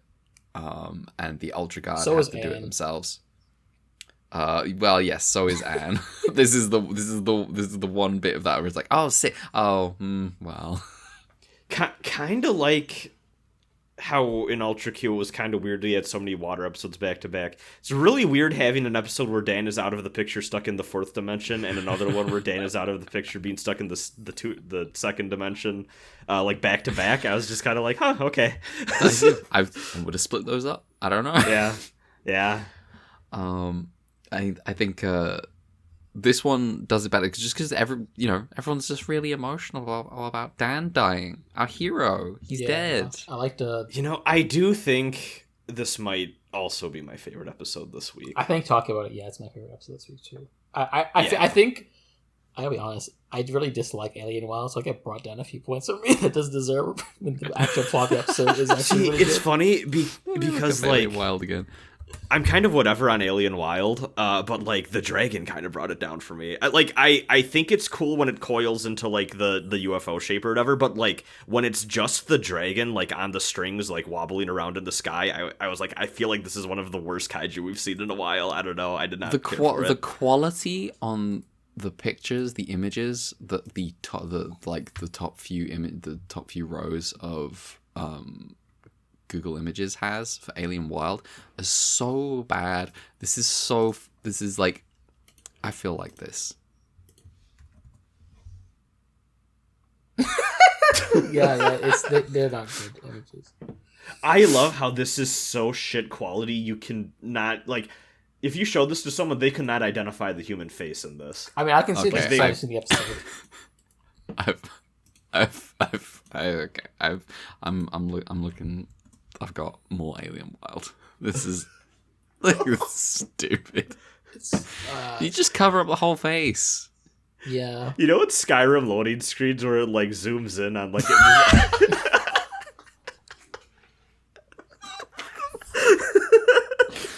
Oh, I'm rotating this while I'm waiting to fast travel.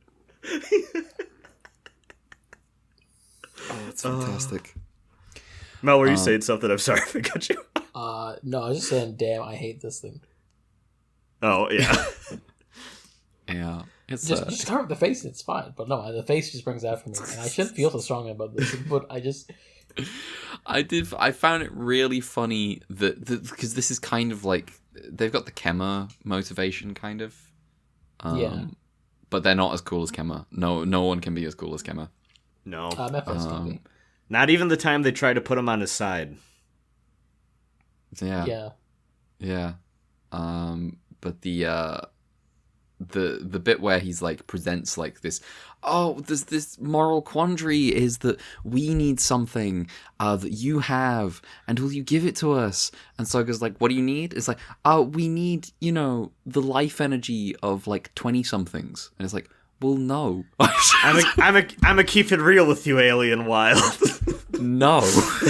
Absolutely not. Now that I think about it, I feel like we're also... This is going to bleed into next episode too. Just like, damn, this is another similarly plotted episode next to another similarly It is. It's next episode's a little more, it's got a much more atmospheric reveal on the motivation. But yeah, the highlight of this episode is Amagi. who is just having like, you know, he's back at base trying to figure out this camera rifle thing, and figure out how to get everyone out of there, how to get Dan out of there. And I remember requesting like a couple of episodes now. I was like, he was the guy in the Ultraman suit. You have to give him something. Yeah. They gave him something. It was good. Yeah. So has some good moments this episode too. Mm-hmm. Oh yeah. Honestly, I thought actually too the scene where they were all reacting to thinking Dan was dead was actually very well acted. I was pretty impressed with everyone giving it their all up for that. Yeah, it's really good stuff. Even though it's the most this is not going to stick thing in the world. But the one other thing that I keep meaning to bring up, but the early part of this episode where you see the first group of like, I think it's like a bunch of like kids out like on like a mountain tour or whatever, and like they all just get got by the camera gun. Like, it has the feeling of like a police procedural like episode opening of like, oh, Yes. we got a killer on the loose, and that doesn't stick for very long. But while that vibe is there, it's very fun. You mentioned that it's the least real death in the world, and I was like, imagine if this was the last episode of Ultra 7 and you had kids fully believing for like 20 minutes being like, they killed him again, they did it again. And this time it was just a shot from nowhere. Fucking realist. And then the narrator says, remember kids, your neighbor can always shoot you, and there's nothing you can do about it. And then Rasen Brand signs and goes, I've been there, bro. Jesus Christ. Holy shit.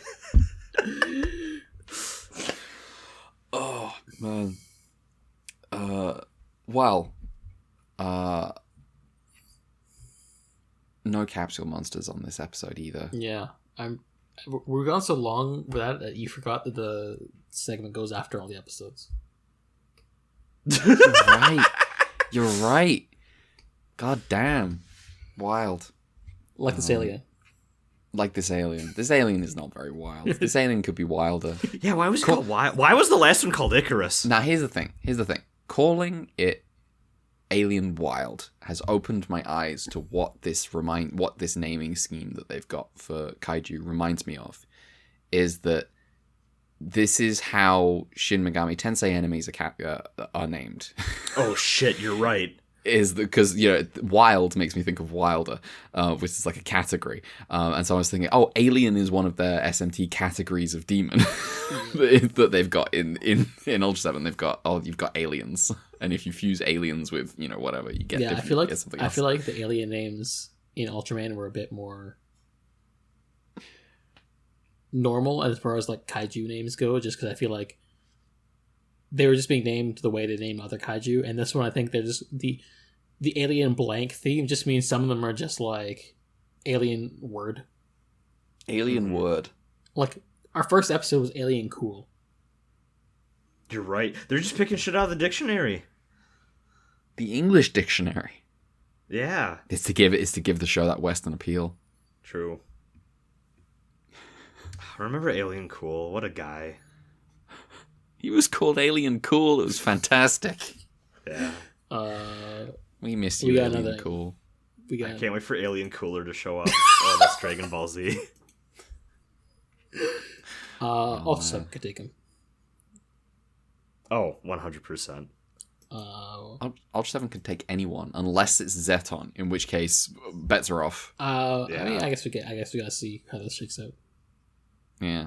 In some future hypothetical crossover. Mm-hmm. Do we have anything more to say about the cowboy camera murder episode? There's a lot going on. The more that we talked about this, the more I the think cowboys, The cowboys are the so photo good. Vampire, the giant dragon that coils into a UFO. What a fever dream. Yeah. Like the best possible way. Yeah, ridiculous episode. All right, well, we can move on to probably the main feature today, because Jissoji's back. We're kind of the podcast. The episode is banned, unfortunately. Damn. Damn. Oh, I also didn't do the production notes. Oh, well, it's okay. I'll mention the writer and then my notes for. It's Oh no, I mean I didn't do them for episode. Oh, I didn't say them yeah. yet. Go That's what I ahead. meant. Go ahead. Go ahead. No, I have them. Go ahead. Episode 11 was directed by Kazuho Mitsuda, which is the Boss Staying in Peter episodes of Ultra Q, and then he was Jiras, the Rascal from Outer Space, Don't Shoot Arashi, and Pigmon Part 2 in Ultraman. Then written by our friend Tetsuo Kinjo. Which means he shot the single most brutal death in Ultraman, which is saying something. Yeah. Rip Splat. Pigmon. Fucking destroyed. Destroyed. All right.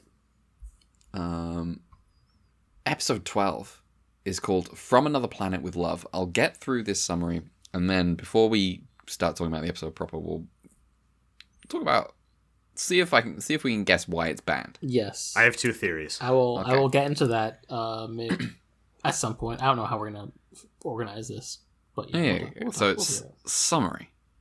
Strange things are afoot. Women keep suffering from strange cases of anemia, and all of them seem to be wearing some peculiar-looking watches. Now, so much happens in the first 5 minutes of this episode, so forgive me for skipping like 800 steps here. Broadly, Anne's friend Sanai, played by Yuriko and Fuji's actor, Yeah. Oh yeah. hell yeah, has a boyfriend who has given her that strange watch, and Anne and Dan are investigating. On a day when Sanai's little brother had borrowed the watch and started feeling ill, Dan and Anne trail the couple and spot the boyfriend switch the watch with a second watch he had brought with him. They follow the boyfriend back to his base, where he and a bunch of fucking space vampires are trying to gather the purest blood they can. The blood they harvest from this watch is, in their eyes, particularly pure, and the boyfriend is like, oh, of course, her little brother was wearing it. It seems kids' blood is much better for our purposes than the blood of young women.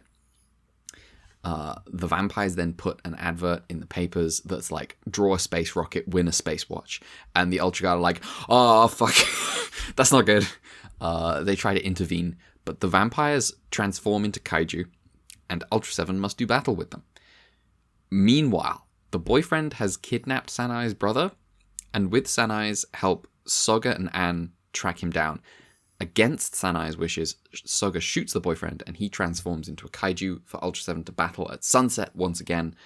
He wins, and we finish on Sanai looking to the sunset, being comforted by Anne, and happy that her brother is safe. She says that something along the lines of she will learn from this experience. Something along those lines. Yeah.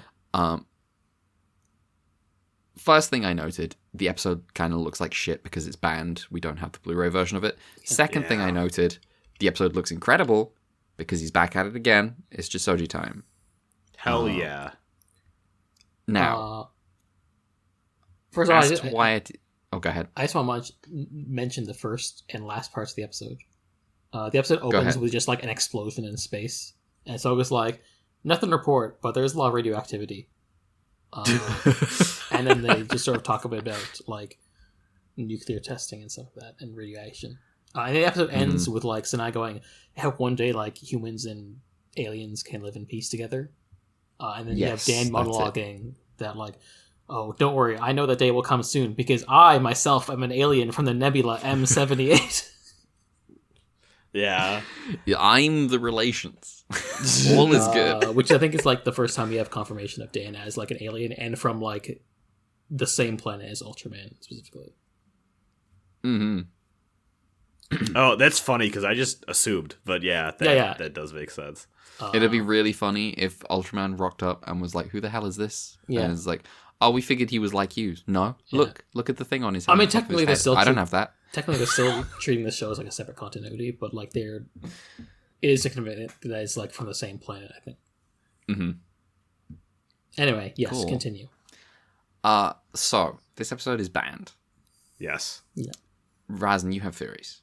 I have two. So I realized while watching this episode, I don't actually know even the broader context of why it was banned in terms of like did it rub up against like an actual real life event that was uncomfortable? Like, you know, like I think you get that a lot with even like modern stuff. Like certain episodes of things won't air because like of like similarities to like the 2011 earthquake and like related nuclear disaster stuff like that.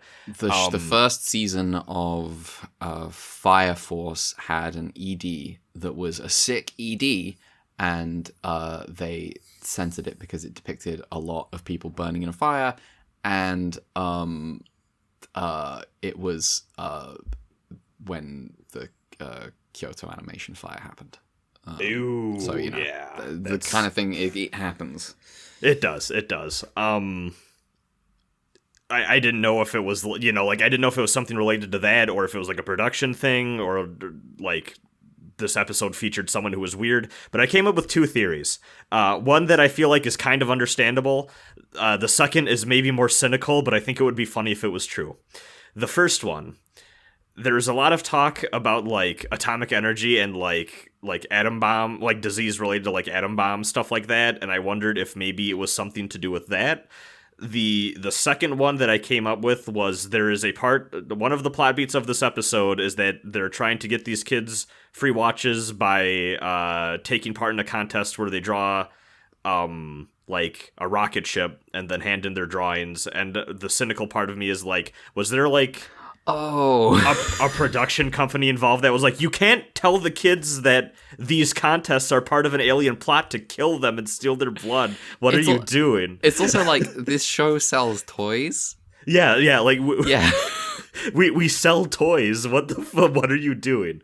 So those are my two theories. Is something to do with like the like nuclear like poisoning stuff or whatever that they talk about, or the contest. Okay. Red, what's your guess? I didn't have one. Okay. Until just now. Which is, I don't think this with any certainty, but it does strike me as like, if I was making a show that I wanted to sell toys and someone made an episode for me that was like, kids, don't buy those toys, they'll drink your blood. I would be like, I can't what are you doing? But the only thing about that is, why is it still banned to this day? Yeah, that wouldn't make sense. You are right. Yeah. That would not make sense that it does not get to go on modern Blu-rays. Okay. Well, I'm going to preface this by saying, by some weird, fucked up coincidence that feels kind of uncomfortable in a way, with this episode that recording got pushed back to this particular date, August 6th. Do you know any significance of that date in history? No. Maybe for Japanese history. Oh. Maybe in 1945. Oh, okay. Okay. So did I kind of get there? Was that... All right, so shall I just get into the backstory of why this episode was banned now? Yeah. This is okay. Yeah. Okay, This is so- the first one, right? Yes. Oh, this is the Little first Boy. one. Yes, this is the first one. Okay. Damn. So when this episode aired, it was apparently the fourth highest rating at the time of its airing. So it was not a problem of when it aired. The problem raised its head in the 70s when Return of Ultran brought Ultran back into the consciousness. And they were doing reruns. And alongside those reruns, our good friend Shoji Otomo was publishing 1970 Kaiju info cards. Oh my god. He's back. Now, the aliens in this episode, the alien spell, their designation is sort of like they sort of give all the kaiju like different names, like, you know, space dinosaur Zedon. For the alien spell, they were given the name Kyuketsuki Uchujin, which is blood-sucking alien. Now, on Shoji Otomo's cards, which originally apparently this was originally in a 1968 kaiju info book, but didn't show up no one on anyone's radar until the 1970s with these kaiju info cards. In these info cards, the alien spell referred to as Hibaku Seijin, which is called atomic bomb alien. Note, Why? victims of atomic bombings are called Hubakusha in Japan. Right. And if you notice in the backstory of the episode itself, I don't know how much is clear in the episode, but like the aliens are like their planet had been in an atomic war, a nuclear war, and Okay. that is Oh. where their interest in the blood comes from. But also, maybe you notice just some of the aliens' designs where it's just kind of like pale skin, but also just like the burn scars all over their body. Okay, I see. Oh.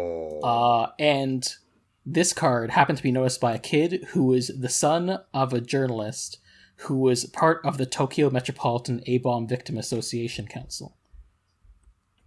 And so he brought it up to his dad and was like, I know, Dad, this seems a little sus. What do you think about this? And his dad was like, oh, Jesus.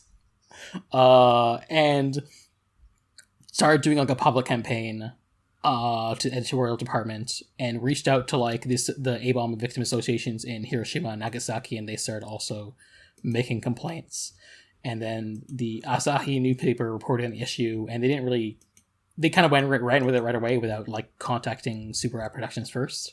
And they were sort of just like, an outcry was like, what the fuck? You, like, at the time, and maybe still, victims of atomic bombing were sort of subject to ableism just because, you know, they suffer lots of disfigurement and etc. Mm-hmm.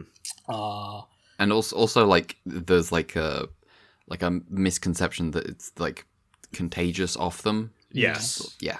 And so basically, all of a sudden, Super Riot has like this big, huge scandal in the public where it's like, hey, why are you villainizing atomic bombing victims as like creepy vampires feeding on children? What the fuck? And basically, October 21st, 1970, Hajime Tsukurai just made the call, okay, sorry, we did this, sort of like, it was not in good taste, and we're just refusing to publish anything else about this particular kaiju ever again. And that has been the company policy going forward. I feel like that's a good call. Like, just looking at... So, again, the footage we watched was not the best quality because, like, you know, it's stuck in the standard definition or whatever. But, like, seeing this thing's design in, like, greater detail, like, it's...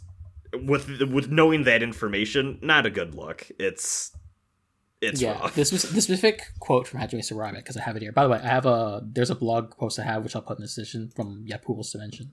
I'll put a bunch of, like, there's a bunch of interesting stuff that I'm going to note that I'll just put in the description. Hajime Tsukurai's direct quote was, regarding the use of alien spell in publications and in our own company, I adequately reflect on the inefficient supervision and management impreciseness, the alien being called an atomic bomb survivor, the proportion which was close to the human shape, etc. In the future, I will refrain from offering materials on alien spell. And, you know, it's like, obviously, I don't think this helped Otomo and Hajime's relationship at all. Yeah, yes. Definitely. I do think it's pretty fucked up that Otomo was like, yeah, this is the atomic bomb alien in like his unofficial works, but also just look at the thing. It's not like he was making it. It's not like he was pulling it out of his ass or anything, right? Was the bit about worst the atomic... person you know makes a good point. Yeah. Was the bit about the atomic war in the episode? I can't remember now. I literally don't remember this. Like it's like really. The thing is, like, I did the research before I watched the episode, so I was preparing for the episode to be more explicit with it, and I was actually surprised with how almost they don't mention it in a way. Like, it's like, because the only thing we really get like about it is like when they're talking about the victims of the watches, they're like, oh, it's similar to like getting like irradiated or whatever. Yeah, and like and like the blog post mentions how like something about like white blood cells. So I did like a search into like the effects of radiation on white blood cells, but it's not even in the episode. So I'm like, where's this come from? But like, it is like the text seems to be, even if I guess maybe it was just bad subs and not conveyed precisely, but the text of the episode seems to be that the alien spell had like a nuclear war, and like there's issues with their blood, and so that's why they need human blood. And yeah, some other interesting notes.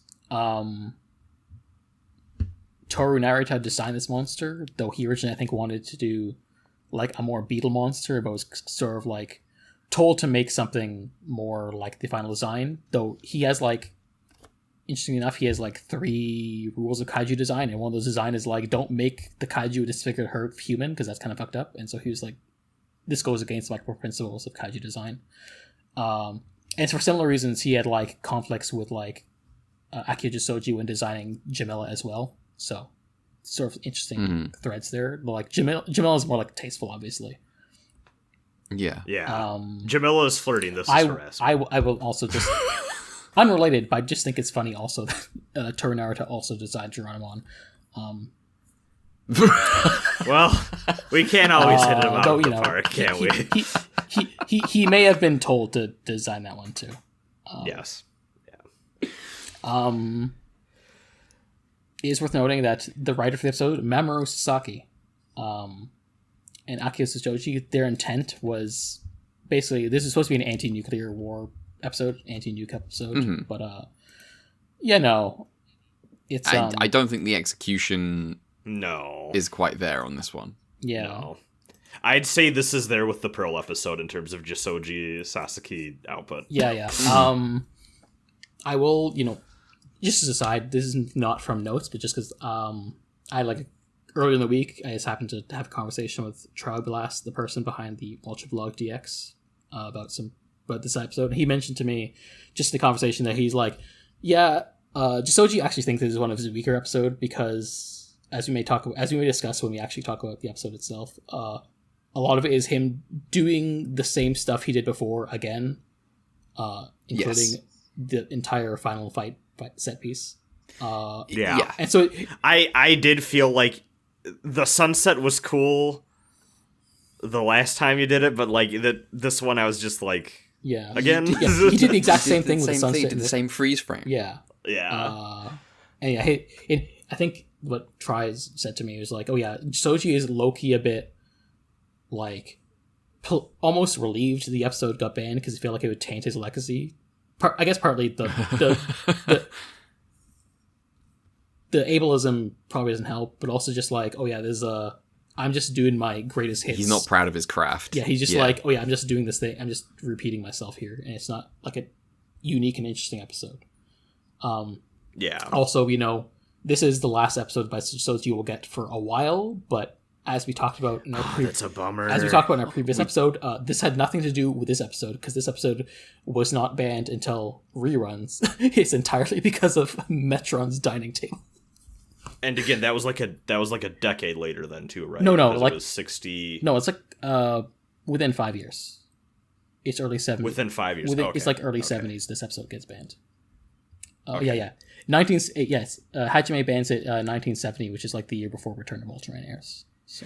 I will say I do at least like learning about the history of this episode because, like, again, too, you often hear about the discrimination that survivors of the atomic bombings face and what, like, how they were viewed by the broader Japanese society. But it does warm my heart at least to hear that there were people that were, like, fighting to protect, like, how they're portrayed in things like this or just, like, overall their treatment and trying to, like, support those people as best that they can too. That is nice to hear that associations like that do exist. Yeah. I'll also add just this tweet from the account Crazy Ass Moments in Ultraman history, where in 2017 Anne's actress tried to start a campaign for the 50th episode of the 50th anniversary of the episode to get it unbanned in memory of Akio Jissoji, complete with baking a cake, and it didn't go anywhere. Dear God! What are you doing? What the hell is that? This looks like she's getting married to it. Please, you're linking. You better link this to the episode notes because this is wild. This looks like an anniversary, a cake for their anniversary or something. Not to be confused with anything else. It's got dick sucking lips. Oh, no. No. Why would you do this? Why would you do this with this alien? Always. This is terrible, though. Like, Yeah. also, like, for remembering Jissoji's legacy, you pick this? Like, was it just the fact it was still banned that... Yeah, but, like, yeah, it's still banned. Like, I guess the thing is, that it's like, even though it's not his proudest work, it's still like, oh, this is the one episode he did that you can't see, so maybe it is like... I guess. But, like, I also, guess I can see where that drive comes from, but it's just like, I mean, he himself apparently was not happy with it. Let it go. Yeah. On the like exchange day when heaven and hell, people from heaven and hell get to meet, Catholic heaven and hell get to meet and have coffee. Tsuburaya meeting up with Akio, Jissoji, and Tsuburaya going, "Hey, you hear they're trying to unban that episode you didn't like?" And Akio like, "That's worse than the things they're doing to me down in hell." And then Otomo comes over and says, "Hey, can I sit with you guys?" And they both go, "No."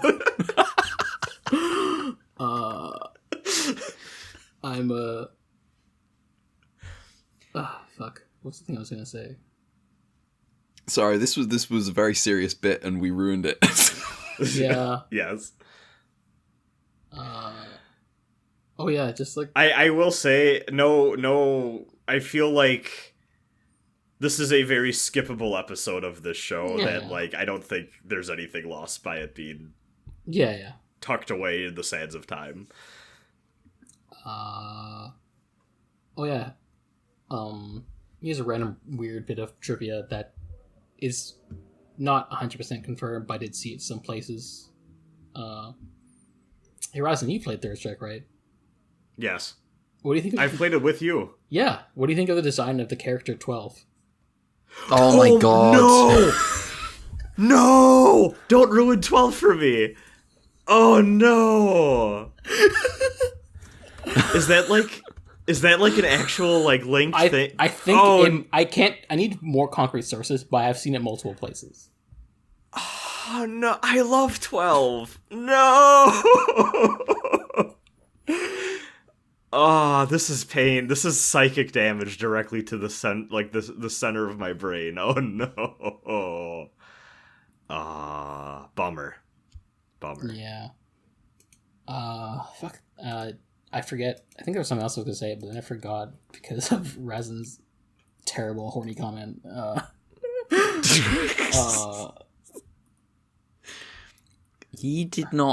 Rasen did not put the icing on those lips. Yeah, that is. Did you have to use the word icing? Oh my god. That is what it is. Euphemisms aside, that is literally what it is.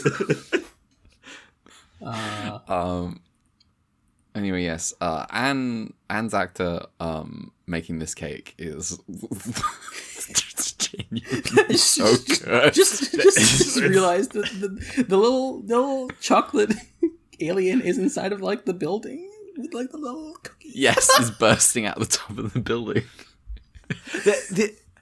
There was so much time and effort put into the creation of this cake, and at no point did she, or I guess anyone else possibly involved with the process, be like, yeah, this is a dumb idea. Anyway, bad. For various reasons, I don't have forever to dwell on this. So, shall we talk about the episode itself? Let's talk about the episode.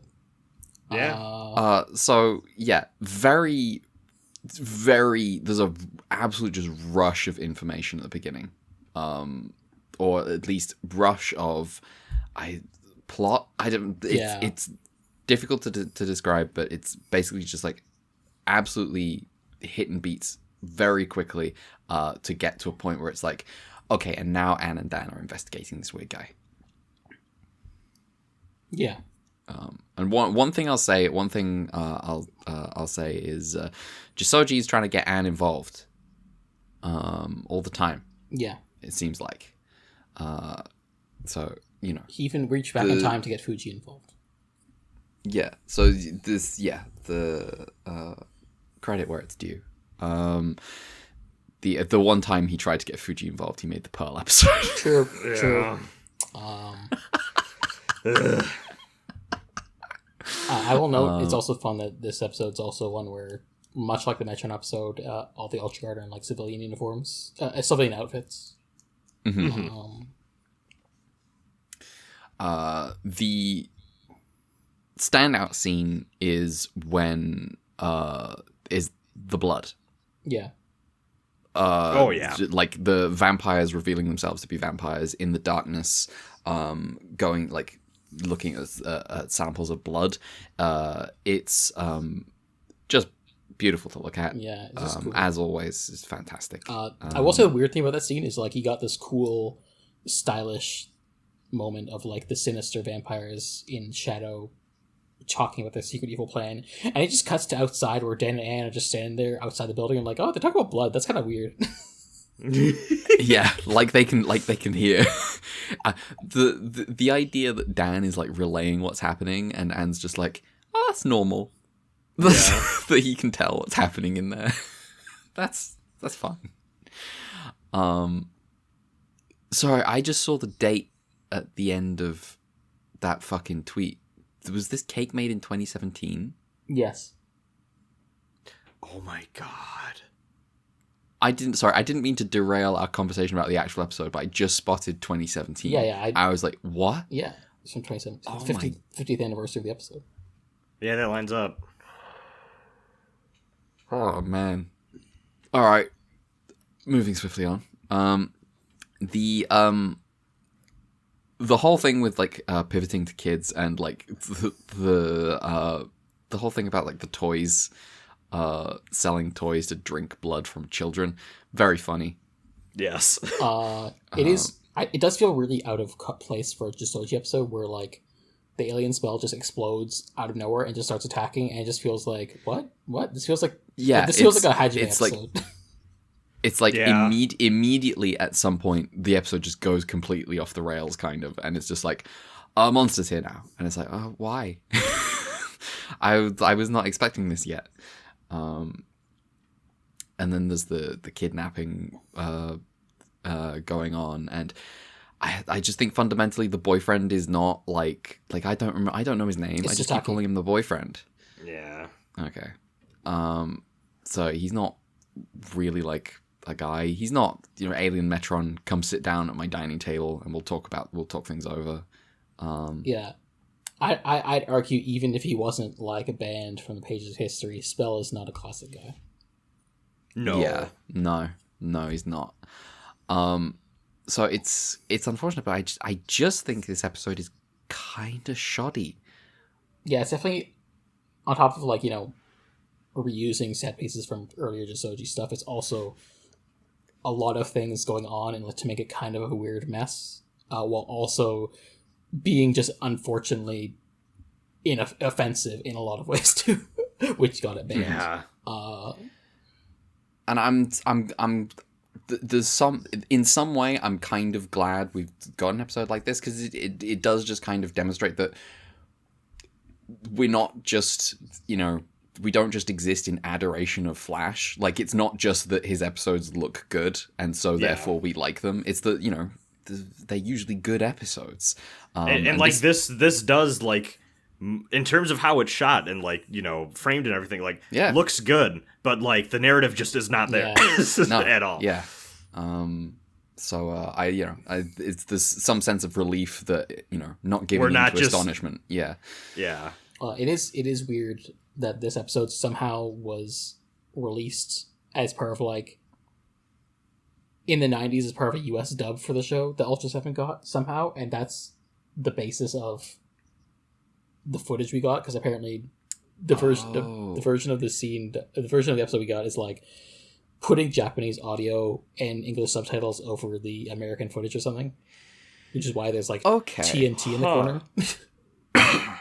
That makes sense. Interesting. Yeah, this bizarre episode. I'm surprised that even, because, like, I mean, the few other times I've known about, like, oh, this got banned in Japan or whatever, and it's time to release it over to the States or whatever, like, they typically just skip over that stuff, I feel. Yeah, but, like, I don't know. I'm surprised that they let them through. I don't know the context or why this one got through. especially because it's not on the Mill Creek releases or in any English version you can get. Like, if you're looking up Ultra 7 now, you still can't get this officially in the West. Yeah. It is worth noting. What? How did we watch it? I guess Dimension. we just got lucky or something. Yeah. I don't know. Yeah. They accidentally slipped it into the Blu-ray. They didn't patch it out. They didn't patch it out yet. Yeah. Yeah. In a way, So, it's almost kind of nice that the band episode is just kind of okay. Yeah. Yeah. It's not like, I mean, it's Gundam brain. As far as I can tell, the Doan episode is banned just because Tomino just doesn't like it, which is the most Tomino reason for an episode to be banned. Is just take it off, take it out of there. This sucks. And Yas is like, no, we'll make a movie about it in my shitty continuity. Very, very different coming here because I was like, part of me, the Gundam part of me, was like fully expecting it to be like, there's like a couple of things in there that are completely nothing. Like, you didn't even occur to you. They're just like absolutely not real things to care about, and that's why it's banned. But no, it's banned because it's just kind of offensive. So it's, banned it's for real. why things are typically banned and not rerun. Yes. All right. Yeah. Fair play. Yeah. Still, on the whole, I still say I like it compared to like the Pearl episode. I feel like the Pearl episode is the only Jissoji episode where I actively dislike, where this one's just like, that's fine. I just think this one's kind of whatever. It doesn't have the usual like impact I feel with like a Jissoji plot. It's just kind of like, it's just kind of whatever. There's just a random. The Metron episode's so good. Yeah, I do think I probably would be higher in the episode if it wasn't just for the fight scene at the end just being Metron 2.0. It really took the wind out of the sails for me because it's like, oh, we're doing this again. 4 episodes later. Yeah, and I feel like I maybe would have picked up on some of this stuff too a little bit more if just like, again, if the video quality that we had available was a little bit clearer, but like, God, that design is just awful. I would not have picked up on it just because I literally just didn't. The bit about the backstory about the atomic thing just didn't really get across. You know what? You're right. This episode's so jammed packed. Yeah, like jam packed. There we go. Like when I was reading the backstory of this episode, it was before I watched the episode, and I was like, okay, so this episode we'll talk about this. I was like, this will have these things, and then it was like, I guess the episode gestures those things, maybe, but I don't know how we got here. I don't know how people got like this fully fleshed out backstory of like what the aliens' goals were based on this episode, because it's like only hinted at, like we only get like 50% of what they're going for and why. I don't know. It's weird. So, I think it just goes back to like these shows exist as cultural objects beyond what is aired on TV. Like the kids that love these shows are reading books about the kaiju, Mr. Otomo's articles and illustrated kaiju guides, and that then becomes a part of the Ultra 7 experience, even if it is not within this footage that we are watching on these Blu-rays. Yeah, like this episode this mentions blood, but doesn't mention we're because of radioactivity, or doesn't mention anything about white blood cells, which is like the article which I'll link in the description did. And I'm like, yeah, there's like definitely more stuff outside of this episode. And yeah, I don't know. Oh well, we have to say bye bye to Jissoji for a while. He's off to Kyoto to film period dramas. Honestly, good for him. I bet those are sick as fuck. I should look up what shows he did, to be honest. The fact he did it was like it was a couple of weeks ago we recorded. The fact he did the Ultra Q movie is still like, oh my god, can't fucking wait. It's gonna be a banger. Yeah, we got like 3 years for that. Oh well, I guess I can wait. All right. Well, do we have anything more to say about this episode of Ultraseven? No, I think don't think so. I think we are pretty thorough. Yeah. We were, yeah. What I a think, yeah. fascinating cultural object to take a look at and discuss and experience all these years later. Yeah. Yeah. And then, come out the other side and be like, yeah, kind of mid. Yeah. Isn't that how it goes, though? Isn't that how it goes? That's life. Yeah. I just want to be on my deathbed and be like, mid. Red, how would you feel if you were dying and I came up and were like, yeah, they were basically like a Realm Reborn of people. Oh. That'd be so mean. There's just something. I don't think I'm that racist. I realize this. I realize that's an arrogant thing to say on a podcast, but I just don't. I don't think I have that in me. All right. Well, no capsule. Yeah. You know what? Monster. New segment. The Council Countdown Beta Side Work in Progress title. It's been 9 episodes since the Capsule Monster show. Okay, hold on. Fuck, we're taking bets. Do we get a Capsule Monster in this next batch of episodes? Absolutely. I say yes. It's been too long. They can't do it a third time. I think maybe next week we'll get. We get a new batch of episodes, and I reckon people have been on their backs saying, "You introduced a gimmick. Where the fuck is it?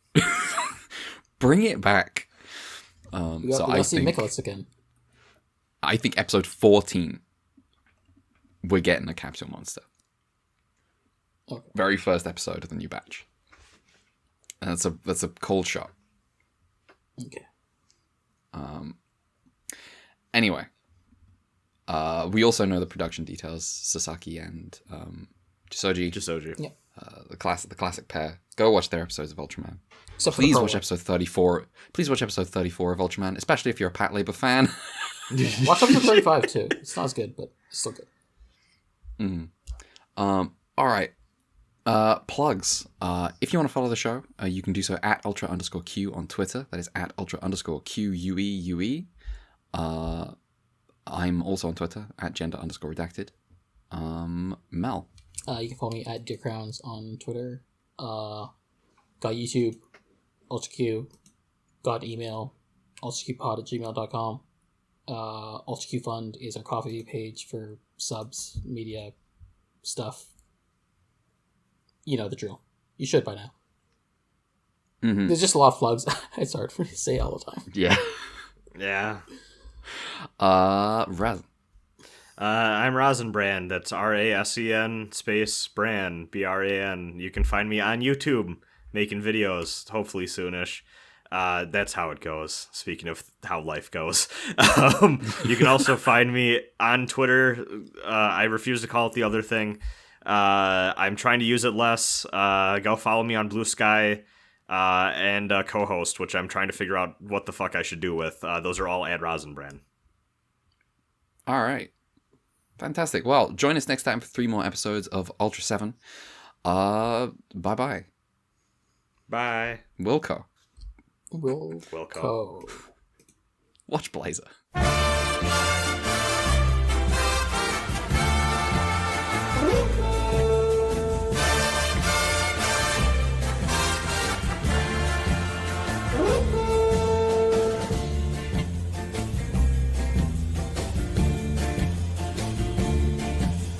One, two, three, four, 1, 2, 3, 4, 5, 6, 7. 1, 2, 3, 4, 1, 2, 3, 4, 5, 6, 7. Attack the homicide fighter. 7. Ultra 7.